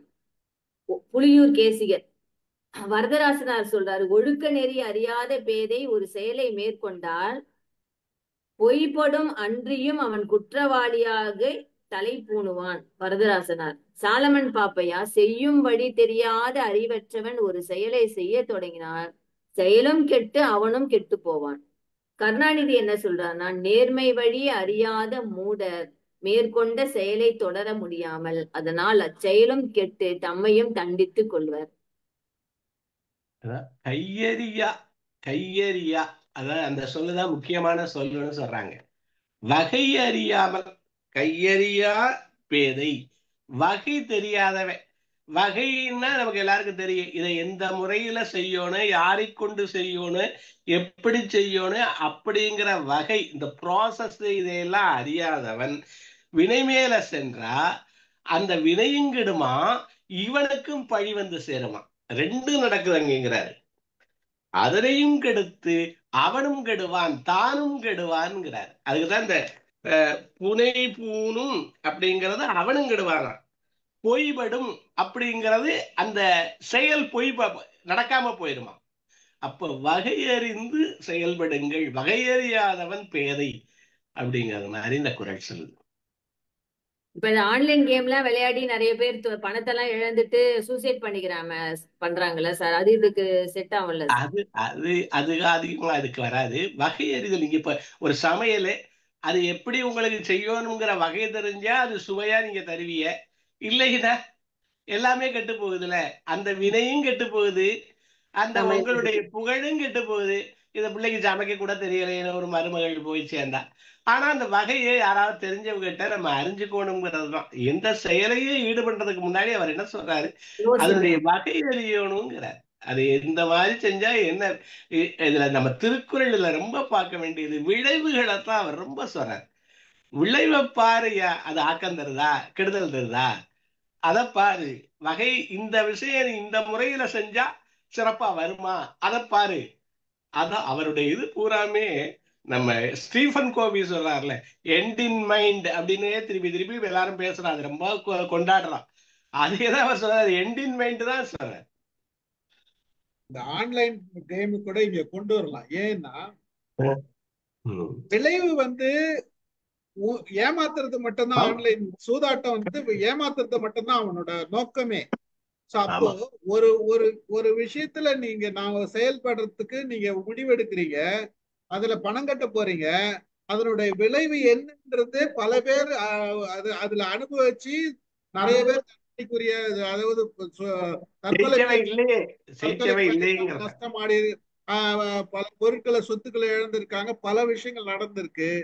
அதுலயும் இதையும் மீறி அந்த அந்த விளம்பரம் போடும்போது கடைசியில ஒரு போடுவான், உங்கள் பணத்தை நீங்கள் பாதுகாக்க வேண்டும், இருக்கணும்னு ஒரு வார்த்தை போடுவான். அதையும் போறான்னா அவன் பேதைதான். புரியுதுங்களா? அவன் அட்வர்டைஸ்மெண்ட் போடுறான். எப்படி சிகரெட் பிடிக்கிறது உடலுக்கு கெடுதல், இது தீங்கு போடுறான்னா எல்லாமே போட்டிருக்கல, தெரிஞ்சுதானே. தண்ணி அடிக்கிறது வந்து உடலுக்கு கெடுதல் போடுறோம், சிகரெட் குடிக்க உயிருக்கு ஆபத்துன்னு போட்டாலும் நம்ம செய்யறோம்ல, அதுதான். இதெல்லாம் தான் அதுல வருது. நடராஜ் சார் வாங்க. இந்த கேம்பிளிங்க இதுல சேர்க்கிறது சரியோ தெரியல. ஏன்னா அது வந்து some people have this kick இல்லையா, அட்ரினல் ஒரு ரஷ் ஒன்று, அவங்களுக்கு ஒரு கிக் ஒன்று வேணும், த்ரில். தேமே தேமே ஒரு வழியில தான் சொல்லலாம், ஒரு வழியில தான் சொல்லலாம். அதாவது இப்ப ஒரே ஒரு நிமிஷம், சூதாடுறதுக்கு ஒரு வகை கிடையாது இல்லையா? இப்ப மத்ததுக்குன்னா ஒரு வகை இருக்கு, ஒரு செயலை செய்யணும்னா ஒரு வகை இருக்கு. சூதாடுறதுக்கு என்ன, அது கிட்டத்துல போகாத, வென்றிடும் வேண்டற்க சூதினைன்னு சொல்லிடுறாரு. சூது கிட்டத்துல போகாதேங்கிறதா ரைட்டு, தெரியாம போய் அதுல மாட்டாதேங்கிறதா ரைட்டு. எல்லாத்தையும் பாக்குறான். இதுல இன்னும் கூட நுட்பம் இருக்குங்கிறது இந்த குறள்ல.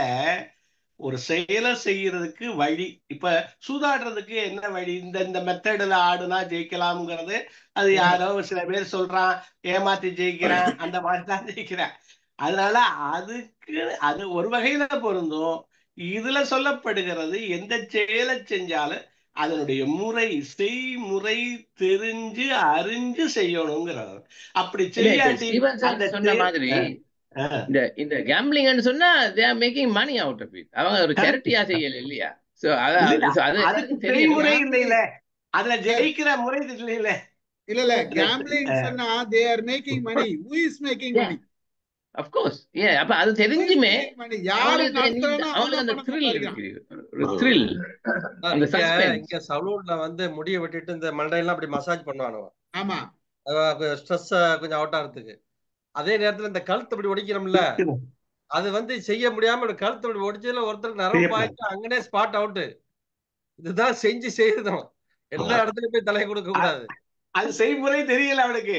ஆமா, உயிரை அவுட்டு இப்படியே போயிட்டான், அவன் நரம்பு பாய்ச்சி போய் அதுக்கப்புறம் சரிச்சு கீழே வந்துட்டான். செய்யப்படாதுங்கிறாங்க. அதை தலை முடிய வெட்ட போய் தலையை வெட்டிட்டான். இல்ல சில பேர் ரொம்ப இதமா பண்ணி விடுறா, இப்படி எல்லாம் இது பண்றது இல்ல, அவன் அப்படியே பண்ணிட்டு லேசா பண்றான். சில பேர் எல்லாம் போட்டு சொடக்கு சத்தம் கேக்குதான், சொடக்கு சத்தம் கேட்டு போயிட்டான்.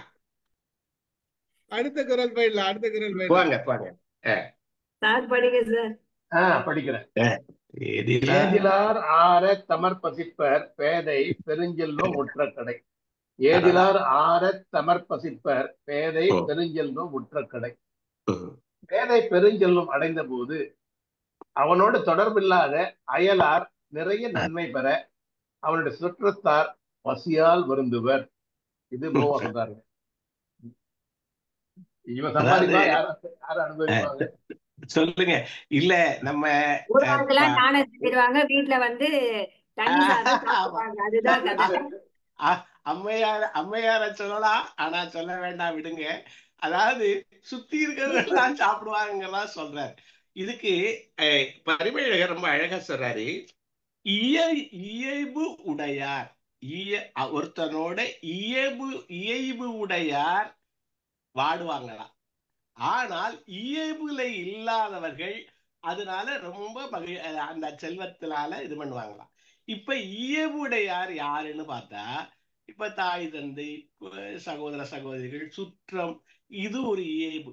இன்னொரு இயல்புன்னு பாருங்களேன், இப்ப இந்த குழு இருக்குன்னு வச்சுங்க. இப்ப நம்மெல்லாம் ஒரு ஒத்த கருத்து இயல்பு உடையார். இப்ப யாரோ ஒருத்தர் இது சும்மா ஒரு உதாரணத்துக்கு சொல்றேன், வேற ஒரு இயல்பு இல்லாதவர் நல்லா வருவாங்களாம். இயல்புடையாருக்கு அதுல இது கிடைக்காது, அதுல உள்ள பலன் கிடைக்காது. அதாவது அதுவும் ஒரு இது சொல்றாரு அவரு. ஏதிலார் பசு ஆற அவெல்லாம் பெருமை அடைவான். இதே தளத்துல எப்போ ஒருத்தர் வந்தவன் பெருமை அடைய முடியும், இயல்புடையவர்கள் அடையாமையும் இருக்க முடியும். இதெல்லாம் ஒரு சிந்தனையெல்லாம் சொல்ற, இப்ப சொல்றது சார். அதை விரிச்சும் பார்க்கலாம்ங்கிறது. அவர் என்ன சொல்றாரு, ஒருத்தங்கிட்ட ஒரு அதிகாரம் வந்துச்சு. அப்ப அதிகாரம் வந்த போது யாரையெல்லாம் அவன் பார்க்கணும், அவனுக்கு கீழே வேலை பார்க்கிறவங்க அவங்களையெல்லாம் அவன் கொஞ்சம் மேல கொண்டாந்தான்னா பரவாயில்ல. அந்த அதிகாரத்தை வச்சு எவனையோ ஒருத்தரை கொண்டாந்தான்னு வச்சுங்க, அப்ப தமர் பசிப்ப இவனுக்கு தான் கிடைக்கும். அது அவன் கொண்டாடுறது ஏதிலார கொண்டாடுறான். அப்ப அங்கேயே கூட ஒரு மடமை இருக்குங்கிறார், ஒரு அறியாமை இருக்குங்கிறார். அந்த அறியாமையை போக்கணும். அப்படிதான். ஏன்னா நானும் முன்னேறணும், என்னோட இயல்பு உடையவர்களும் முன்னேறணும் அப்படிங்கறதான் ஒரு குறிக்கோள், நல்ல குறிக்கோளா இருக்க முடியும். ஈவு இல்லாதவருக்கு நம்ம உதவி, நம்மளோட இருக்கவனை மேல மிதிச்சுட்டு பல அரசியல் கட்சிகள்ல நீங்க பார்த்தா தெரியும். ஈவுடையவர் வரமாட்டான். என்னைக்கோ இன்னைக்கு வந்து சேர்ந்தவன் 25 வருஷமா என் கூடவே இருந்தவன் வந்துட மாட்டான். அதிகாரம் வந்த போது யாருக்கு பதவியை கொடுக்குறான்? எவனோ ஒரு எக்ஸ்ட்ரா காரணத்தினால அவனால ஏதோ செல்வம் நடக்கும் நினைச்சு இன்னைக்கு வந்தவனுக்கு ஒரு பதவியை கொடுத்துட்டு நம்மளோட 40 வருஷமா இருந்தவனுக்கு பதவி கொடுக்கல. அப்ப பெரும் செல்வம் வந்த போது, அதிகாரம் வந்த போது ஈவு உடையவர்களை அணைக்கணுங்கிறது தான் அவர் நமக்கு சொல்லி தர்ற பாடம். சார் இதை எப்படி எடுக்கலாம்னு சொன்னா கேள்விப்பட்டதான் இருக்கும். இந்த இதுக்கு பொருத்தமானு தெரியல. சாலமான் பாப்பையா தலைமை 4-5 பேர் ஜனாதிபதி அப்துல் கலாம் பார்க்க போறாங்க. பார்க்க போனா அவரு எழுப்பி நிக்கிறாரு. இவர் எழுப்பின இருங்க, நீங்க இருங்க, தமிழ் நிக்க கூடாது, தமிழ் இருக்க வேண்டும், தமிழ் இருங்கன்னு சொன்னாங்க. அப்ப அவர் அவ்வளவு ஜனாதிபதி பதவியில இருந்தாலும் கூட, அதிகாரத்தில் இருந்தாலும் கூட அவரோட பணியை விட்டு கொடுக்கல. இதுக்கு பொருந்துமான்னு தெரியல எனக்கு. ஆமா, ஈவு உடையவரா அவர் இது பண்றாரு. இப்பவே இவரை விட்டுட்டு எவனோ ஒருத்தன் பணக்காரனும் கூட போனவனை உட்கார சொல்லி இருந்தாருன்னா அப்ப அது இல்லைன்னு அர்த்தம் இல்லையா? இது வந்து பெரும்பாலும் இப்போ நடக்கிற ஒரு சில விஷயங்களை வச்சு சொல்லலாம். என்னன்னா, நிறைய பணக்கார பணம் வச்சிருக்காங்கன்னு வச்சுங்களேன், தண்ணி அடிக்கிற பழக்கம் இருந்ததுன்னு வச்சுங்களேன், அவ கூட ஒரு, அதாவது இவர் வீட்டுல ஒரு பைசா செலவு பண்ண மாட்டாரு. ஆனா அந்த தண்ணி அடிக்கிற கூட போகும்போது ஒரு 10 பேர் இருப்பாங்க கூட. அந்த 10 பேருக்கு தினமும் வாங்கி கொடுப்பாரு. தினமும் வாங்கி கொடுப்பாரு. அவங்க வந்து போய் டெய்லி சாப்பிட்டு போவாங்க. ஒரு நல்ல, ஆனா வீட்டுக்கு ஒரு பைசா பிரயோஜனம் இருக்காது. சம்பாரிச்ச பணம் இவருக்கு உதவாது, உறவினருக்கு உதவாது, யாருக்குமே உதவாது. ஆனா பக்கத்துல இவங்கெல்லாம் போய் சாப்பிட்டுட்டு கொண்டுட்டு தண்ணி அடிச்சுட்டு வர்றாங்க. இந்த உதாரணம் மிக சிறந்ததா பொருந்தக்கூடியதா இருக்குங்க. இது இது இது இது அது ஒரு உதாரணம் மட்டும் இல்ல. இந்த மாதிரி பல ஊதாரித்தனமா செலவு பண்றவங்க, அப்பா காசை எடுத்து ஊதாரித்தனமா செலவு பண்றவங்களும் இருக்கிறாங்க. அதுவும் இதுல சேர்க்கலாம். தான் சம்பாதிச்ச காசு வந்து ஊதாரித்தனமா செலவு பண்றவங்களும் இருக்கிறாங்க. இதுவும் இருக்குது. அதாவது தேவையற்ற செலவு அப்படின்றத உணரணும்ன்றதை தான் சொல்றாருன்னு நினைக்கிறேன் நானு. தேவையற்ற அதுதான் இங்க, உனக்கு எது தேவை, நீ யாருக்கு செலவு பண்ற, அதனுடைய பலன் என்ன, அதனுடைய விளைவு என்ன, அதை பாருங்க. சொல்லுங்க.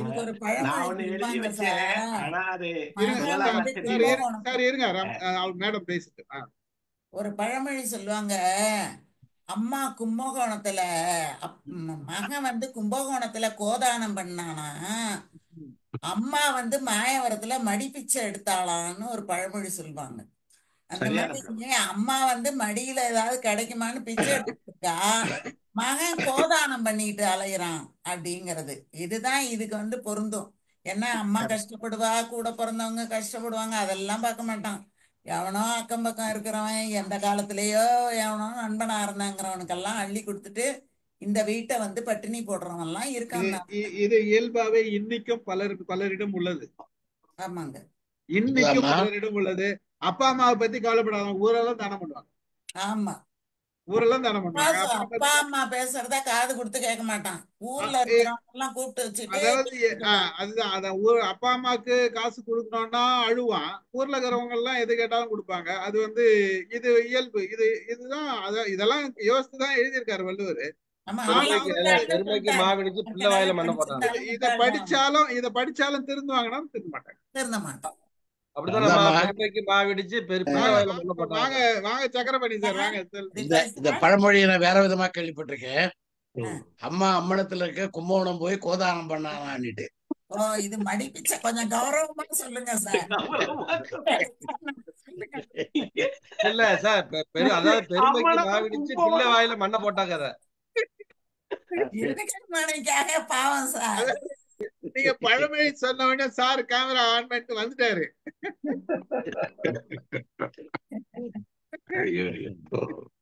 சந்தோஷம். அடுத்த குரல் போயிடுங்க.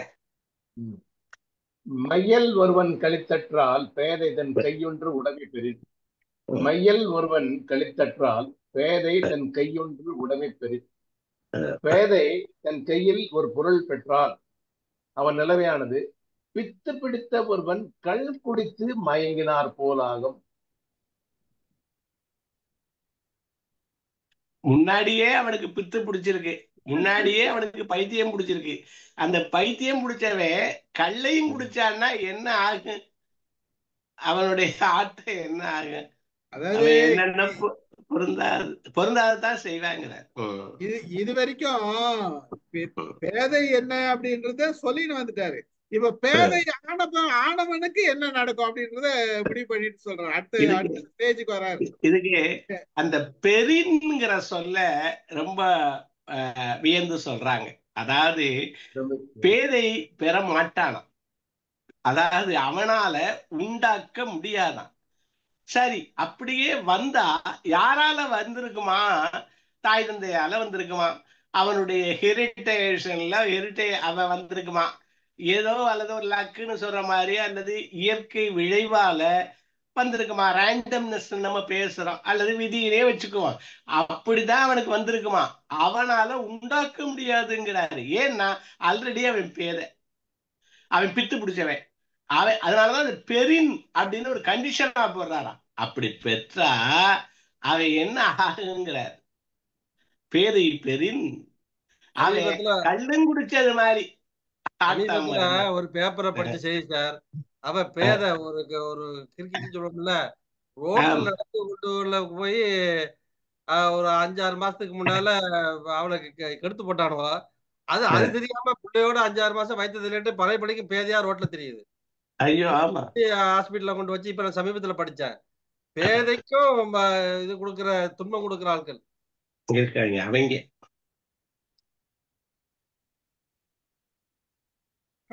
ரெண்டு, அதாவது கல்லு குடிச்ச குரங்கு கல்லு குடிச்சதோ ஏதாவது மாதிரி ஒரு பழமொழி சொல்லுவாங்கல்ல, அது மாதிரிதான் இது. அதுவே ஒண்ணு இது ஒரு நிலையில இல்லாம இங்கிட்டமா ஓடுறது. அது கல்லையும் குடிச்சிச்சுன்னா என்ன பண்ணு? கல்லு குடிக்க தேவையில்லை. அது கையில குரங்கின் கை பூமாலைன்னு சொல்லுவாங்க இல்லையா? பூமாலையை குரங்கிட்ட கொடுத்தா என்ன பண்ணும்? அதான் அந்த உச்சநிலைய சொல்றாரு அவரு. அப்ப செல்வம், அதாவது அவர் என்ன சொல்ல வர்றாருன்னா, செல்வம் நயனுடையான் கட்படின்னு சொல்ல வர்றாரு. பேரறிவாளன்கிட்ட தான் அந்த செல்வம் போகணுங்கிறாரு. இந்த மாதிரி ஒரு பேதையிட்ட செல்வம் போச்சுன்னா என்னென்ன நிகழும்னு சொல்லித்தர்றாரு. ஆனா பெரும்பகுதி செல்வம் அப்படிதான் போய் சேருது. சார் பல ஆட்சியில நம்ம கண்ணெதிர்க்க பார்த்திருக்கோம் சார். விடுங்க சார் அது. பெரிது இது பேதையார் கேண்மை, பிரிவின்கண் பீழை தருவது ஒன்றில். பெரிது இனிது பேதையார் கேண்மை, பிரிவின் கண் பீழை தருவது ஒன்றில். பேதையரிடமிருந்து பிரிவு நேர்ந்த போது அப்பிரிவு துன்பம் ஒன்றும் தருவதில்லை. ஆகையால் பேதையுடன் கொள்ளும் நட்பு மிக எளிதாகும். சிம்பிளா சொல்லிடுறாரு. ஒருத்தன் நட்புல இருக்கிறான், ஆனா நல்ல நட்பனா இருக்கிறான்னு நினைச்சுக்கிட்டீங்க. அவன் பேதையா இருந்தா அது சுகம்தான் அவனுக்கு. அவன் பிரிஞ்சாலும் அவனுக்கு அந்த வருத்தத்தை தராது அப்படின்றத சிம்பிளா சொல்லிட்டு போயிடுறாரு. அதுதான் விஷயம். அதாவது ஓப்ப தலை கூடி உள்ள பிரிதல்ங்கிறார். ஒரு நல்ல சபையா இருந்தா உவப்ப தலை நினைச்சு ஹேங் ஆயிடுச்சாக்க அவருக்கு சாருது. சொல்லுங்க மேடம். ஆனதா மேடம். இல்ல உங்களோட அது இல்ல, அவங்க கூப்பிட்டாங்க. அதாவது அந்த உங்களுக்கு கால் வந்துட்டே இருக்குது. மறுபடியும் கூப்பிட்டாங்க. ஆமா, கூப்பிட்டுட்டாங்க. அம்மா சொல்லுங்க. நம்ம இந்த நகைச்சுவை, திருக்குறளின் நகைச்சுவைக்கு இந்த இதை கூட பேசுறோம். கேக்குதா? கேக்குதா? அப்ப அது நாள்தோறும் தேஞ்சுக்கிட்டே வருமா, நாள்தோறும் தேஞ்சுக்கிட்டே வருமா. அதனால இந்த இவங்களுடைய பிரிவு நமக்கு மகிழ்ச்சி தான் தருங்கிறாங்க. அதாவது அறிவுடையோருடைய தொடர்பு நாள்தோறும் வளர்ந்துகிட்டே வருங்கிறாங்க. இது நாள்தோறும் தேஞ்சுக்கிட்டே வர்றதுனால இது இனிதுதான்ங்கிறாங்க. முழுவதும் தேஞ்சிட்டா அவ எந்திரிச்சு போயிட்டான்னா அப்படிங்கிறது மாதிரி. பிறைமதி பின்னீர பேதையார் நட்பு. ஆமா, வாங்க சொல்லுங்க. துஷ்டனை கண்டா தூர விலகின மாதிரி முட்டாள கண்டா தட்டி கொடுக்க போக கூடாது. என்ன do harm to you. அவன் சரியான முட்டாளன்னு சொன்னா டோன்ட் ட்ரை டு தட்டி கொடுக்க போகாதீங்க. எந்த பயனும் இல்லை இல்லையா? கிருஷ்ணனை கண்டா தூர விலகன மாதிரி. துஷ்டன் கூட பரவாயில்ல சார், அவனை விட மோசம் சார் இவன். துஷ்டன் கூட பரவாயில்ல, அவன் துஷ்டன்னா தெரியும், இந்த முட்டாள தெரியவே தெரியாது அது முட்டாள்னே. ஏன்னா ரொம்ப படிச்சிருக்குது, எல்லாருக்கும் சொல்லி கொடுக்குது, எல்லாமே இருக்குதே, பார்த்தா தெரியாது. துஷ்டனை பார்த்தா தெரிஞ்சிடும். அந்த மாதிரி தெரியாத ஆளுங்க இவங்கெல்லாம். எங்க ஆபீஸ்ல ஒரு முட்டாள நண்பர் இருந்தார் சார். அவரு பசங்கள்லாம் கொஞ்சம் அப்ராட்ல போய் பணம் சம்பாதிக்க ஆரம்பிச்சிட்டாங்க, கையில பணம் நிறைய வந்துருச்சு. அவருக்கு தற்பெருமை அதெல்லாம் 4 பசங்களை கூப்பிட்டுவாரு, தண்ணி அடிக்கிறதுக்கு கூப்பிடுவாரு. டெய்லி மீன் வாங்கி கொடுப்பாரு, தண்ணி அடிப்பாரு. அவரை சுத்தி ஈவினிங் ஆனா வந்துருவாங்க. 4 பேரும் எங்க போறாங்க தெரியும், 4 பேரும் இதேதான் தொழில். அவனுக்கு ஈவினிங் ஆனா மீட் பண்ண வேண்டியது. அவர் தான் மேக்சிமம் செலவு பண்ணுவாங்க, மற்ற பேருக்கு செலவு பண்ணுவாங்க. அந்த முட்டாள் இருக்கிற பணம் கடைசியா பிள்ளைங்க அனுப்புறாங்க, சில தாராளம் பண்ணிருந்தாரு. அவர் திடீர்னு ஹார்ட் அட்டாக்ல இறந்துட்டாரு. இந்த பசங்களுக்கு ஆளுங்க இல்ல, புது அது மாதிரி வந்து ஒரு முட்டாளை தேடுறானுங்க கூட இருந்த ஆட்கள். இது மாதிரி இந்த சில முட்டாள் பணக்கார முட்டாள்கள் தேடுற சில நண்பர்கள் அப்படி குடிச்சு குடிச்சு பசங்க இருக்கிறதெல்லாம் ஊதாரியா செலவு பண்ணி செத்து போனவங்க நிறைய பேர் இருக்காங்க, இறந்தவங்க நிறைய பேர் இருக்காங்க. சம்பாதிக்கிற பணத்தை மத்தவங்களை கூட்டிட்டு போய் இந்த மாதிரி நீங்க குடிச்சு குடிச்சு பல வியாதி வந்து செத்து போனவங்க நிறைய பேர் இருக்காங்க, நம்ம பார்த்துருக்கோம். அடுத்த குரல் போயிடலாம். கழாக்கல் பள்ளியுள் வைத்தற்றால் சான்றோர் கொடாத்து பேதை புகழ். கழாக்கல் பள்ளியுள் வைத்தற்றால் சான்றோர் கொடாத்து பேதை புகழ். சான்றோரின் கூட்டத்தில் பேதை புகுதல் ஒருவன் தூய்மை இல்லாதவற்றை மிதித்து கழுவாத காலை படுக்கையில் வைத்தது போல் ஆகும். கழுவாத காலம் பெட்ல வைக்க மாதிரி ஆகும். ஒரு நல்லவங்க 10 பேர் இருக்கிற இடத்துல ஒருத்தன் புகுந்தா என்ன ஆகும் அப்படின்றதுதான் அது. ஒரு பேதை வந்தான்னா என்ன ஆகும் அப்படின்றதுதான் இந்த குரல் சொல்ற கடைசியா.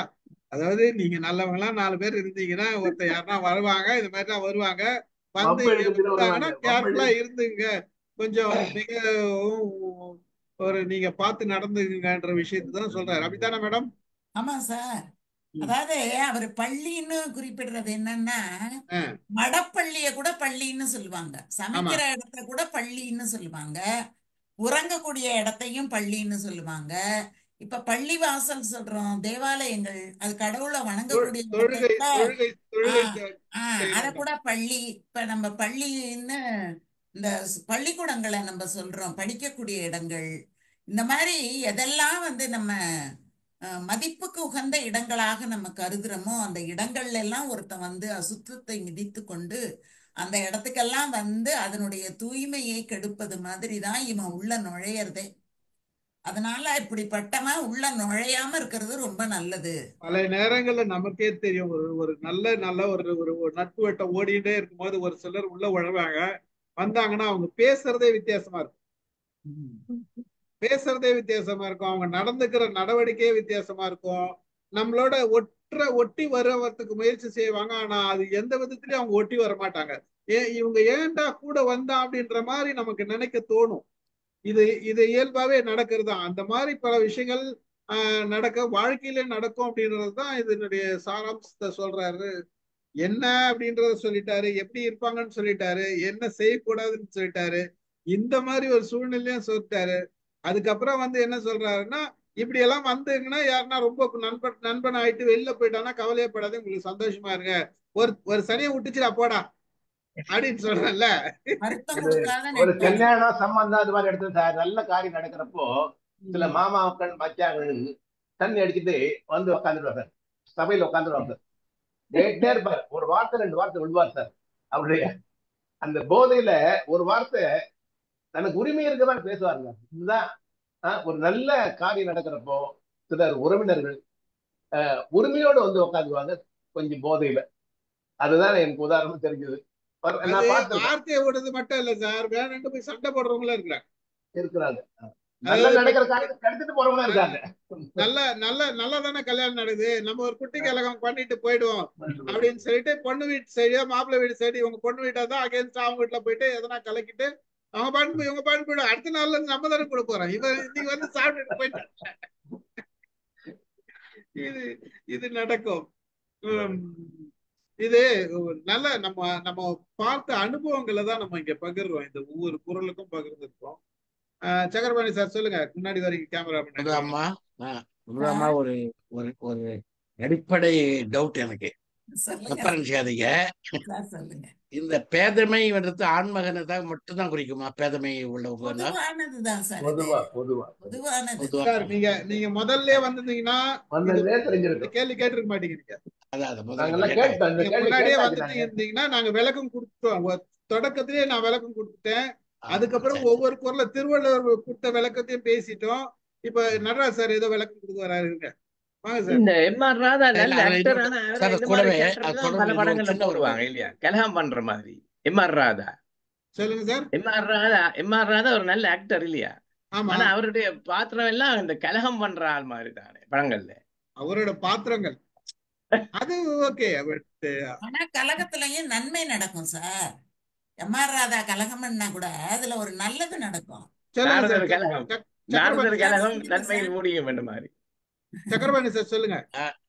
இல்ல பெண் குழந்தைகளை இந்த 1 வயசுல இருந்து 8 வயசு வரைக்கும் வந்து பேதைன்னு சொல்றோமே, அது வேற. அறியா பருவம் அப்படிங்கறதுனால அது சொல்றேன். ஒண்ணுமே அறியாத பருவம் இல்லைங்களா? அது அந்த பொருள் வேற. வள்ளுவர் சொல்ற பொருள் வேற. வள்ளுவர் சொல்ற பொருள் வந்து மேடம் சொல்லுங்க மேடம். என்னங்க சார்? வள்ளுவர் சொல்ற பொருள் என்ன பேதமைக்கு? அதான் சார் இப்ப கேக்குறது. படிச்ச இல்ல முட்டாள். பேதமைக்கும் பேதைக்கும் அந்த குழந்தைகளை வந்து பேதைன்னு சொல்றோம் இல்லைங்களா? பெண் குழந்தைகளை ஆமாங்க. அது சார் அதான் அதுதான் பேதை. சார் எனக்கு நம்ம என்ன பேதை அப்படின்னு சொன்னோம்னா அறிவில்லாதவன் நம்ம சொல்லிட்டு போயிடுறோம் சார். இவன் பேதை மாதிரி இருக்கான் அப்படின்னு அப்படின்னு சொல்லிடும். பேதை அப்படின்றப்ப இது பெண்களை சொல்றது வந்து ஒரு ஸ்டேஜ்ல சொல்றான். ஆனா அதெல்லாம் இல்ல. ஒரே வார்த்தையில சொன்னா ஸ்டார்டிங்லயே நம்ம ஆள் சொல்லிட்டாரு சாரு, நம்ம நடராஜ் சாரு படிச்ச முட்டாள். யாரு படிச்ச முட்டாள்? நல்ல அறிவு இருந்தும் பல விஷயங்களை செய்யக்கூடாதெல்லாம் செய்யறான் பாருங்க. அவனாதான் சொல்றாரு திருவள்ளுவர். இல்ல நான் கேட்டது இந்த இதுக்கு ஏதாவது தொடர்பு இருக்குமான்ற மாதிரி. இல்ல இல்ல அதான் இது சார், அதுக்கு தொடர்பே இல்ல. தொடர்பே அதுதான் கிடையாது. சார். ம். இது வந்து பெண்மைய வந்து குறிப்பிடும்போது பெண்ணின் பருவங்களை பத்தி சொல்லும்போது ம். பேதை சொல்றாரு. அதான். ம். அதான் அதே மாதிரிங்க சார். ம். சான்றோன் என கேட்ட தாயின்னு ஒரு இடத்துல கொண்டு வந்து சொல்றாங்க பாருங்க. ம். ம். அப்போ தன்னுடைய மகனை பற்றி மற்றவங்க சொல்லி கேட்கும்போது அவ வந்து மகிழ்ச்சி அடைகிறாள் அப்படின்னா அப்ப ஆரம்பத்துல அவளுக்கு தெரியலையா தன்னுடைய மகனை பத்தி அப்படின்னு வரும்போது அந்த இடத்துல அவரோட எப்படி கொண்டு வந்து அந்த இடத்த நுழைக்கிறாருன்னு நம்ம பார்க்கணும் சார். அந்த இடத்துல ஒரு பேதை மாதிரி தன்னுடைய மகனை பத்தி தனக்கு தெரியாத மாதிரி அப்படி இருந்துகிட்டு என்ன சொல்றாங்க, ஐயோ உன்னோட பிள்ளை எப்பேற்பட்ட சான்றோனா இருக்கான். அப்படியா, என் பிள்ளை அவ்வளோ பெரிய சான்றோனா? அந்த நேரத்துல அந்த பேதை அதை வந்து அறியாத ஒரு தன்மைக்கு அவங்க போயிடுறாங்க. அதாவது இங்கிலீஷ்ல இன்னோசென்ட் சொல்றமே, அது சூட்டபிள் ஆகுமா? வராது.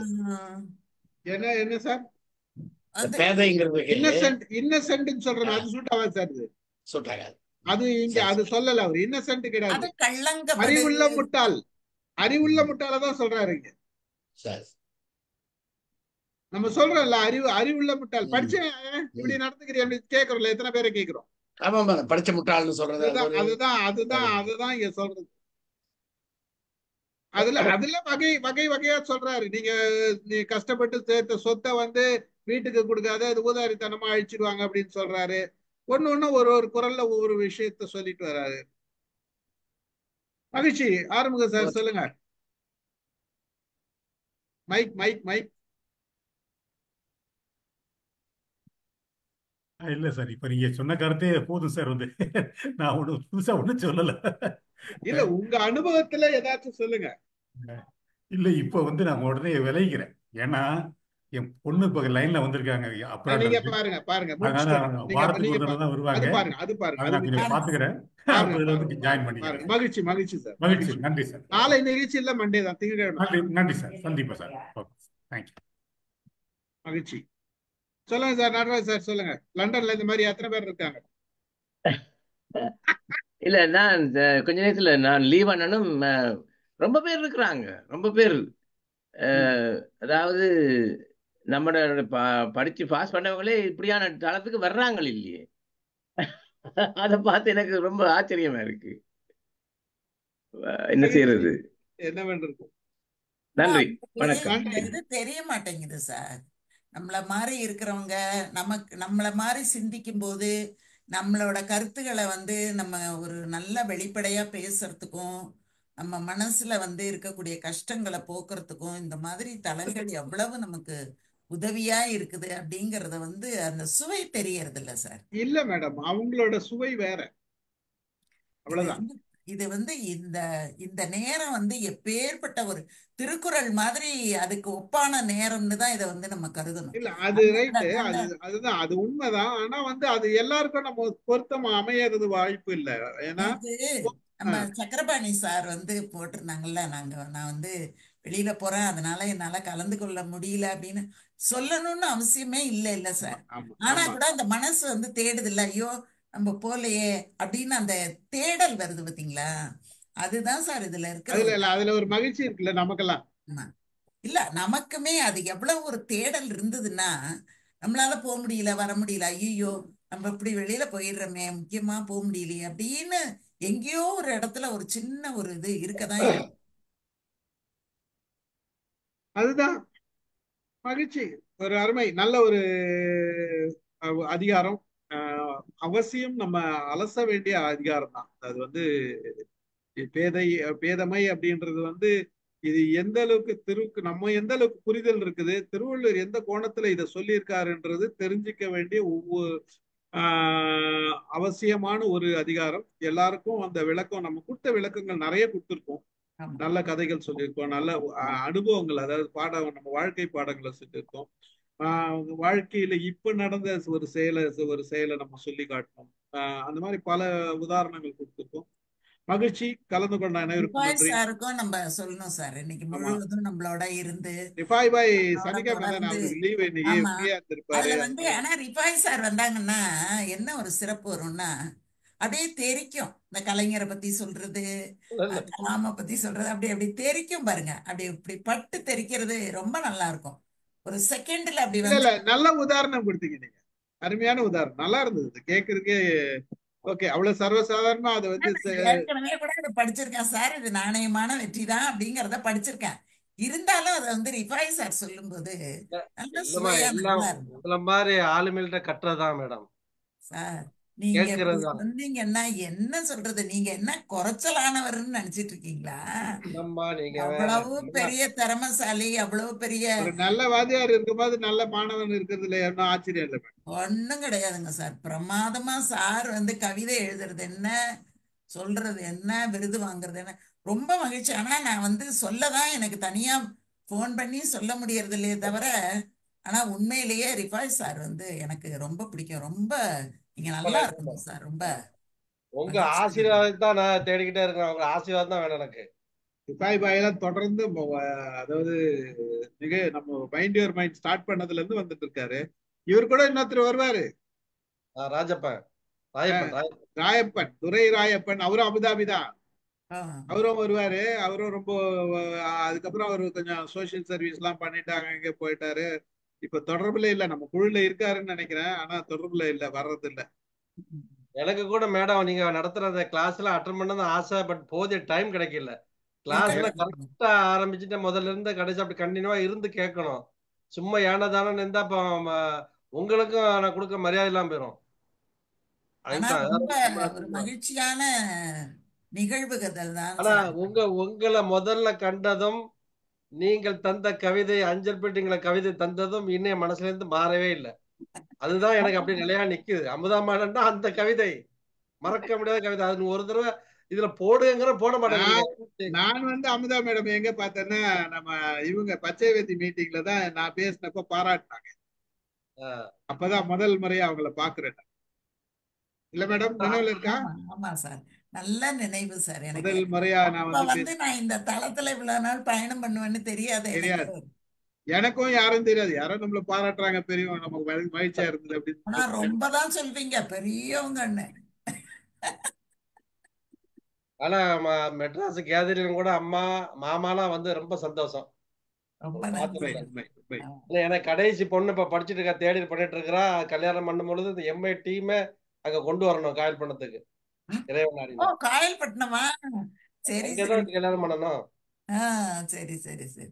யாரு கல்யாணம் பண்ணா? கடைசி மூணாவது பண்ணி மூணாவது பண்ணல. படிச்சு மூணாவது படிச்சுட்டு இருக்கான்ல. வந்துருவாரு. பாய் பாய். காயல்பேட்டை வந்துடலாம், ஒன்றும் கவலைப்படாதீங்க. எம்ஐஎம் டீம் வந்துரும். மகிழ்ச்சி பரமேஸ்வரன். மகிழ்ச்சி. கலந்து கொண்ட அனைவருக்கும் நன்றி. பார்க்கலாம். நன்றி. க்ளோஸ் பண்ணிக்கிறேன் நான் முதல்ல.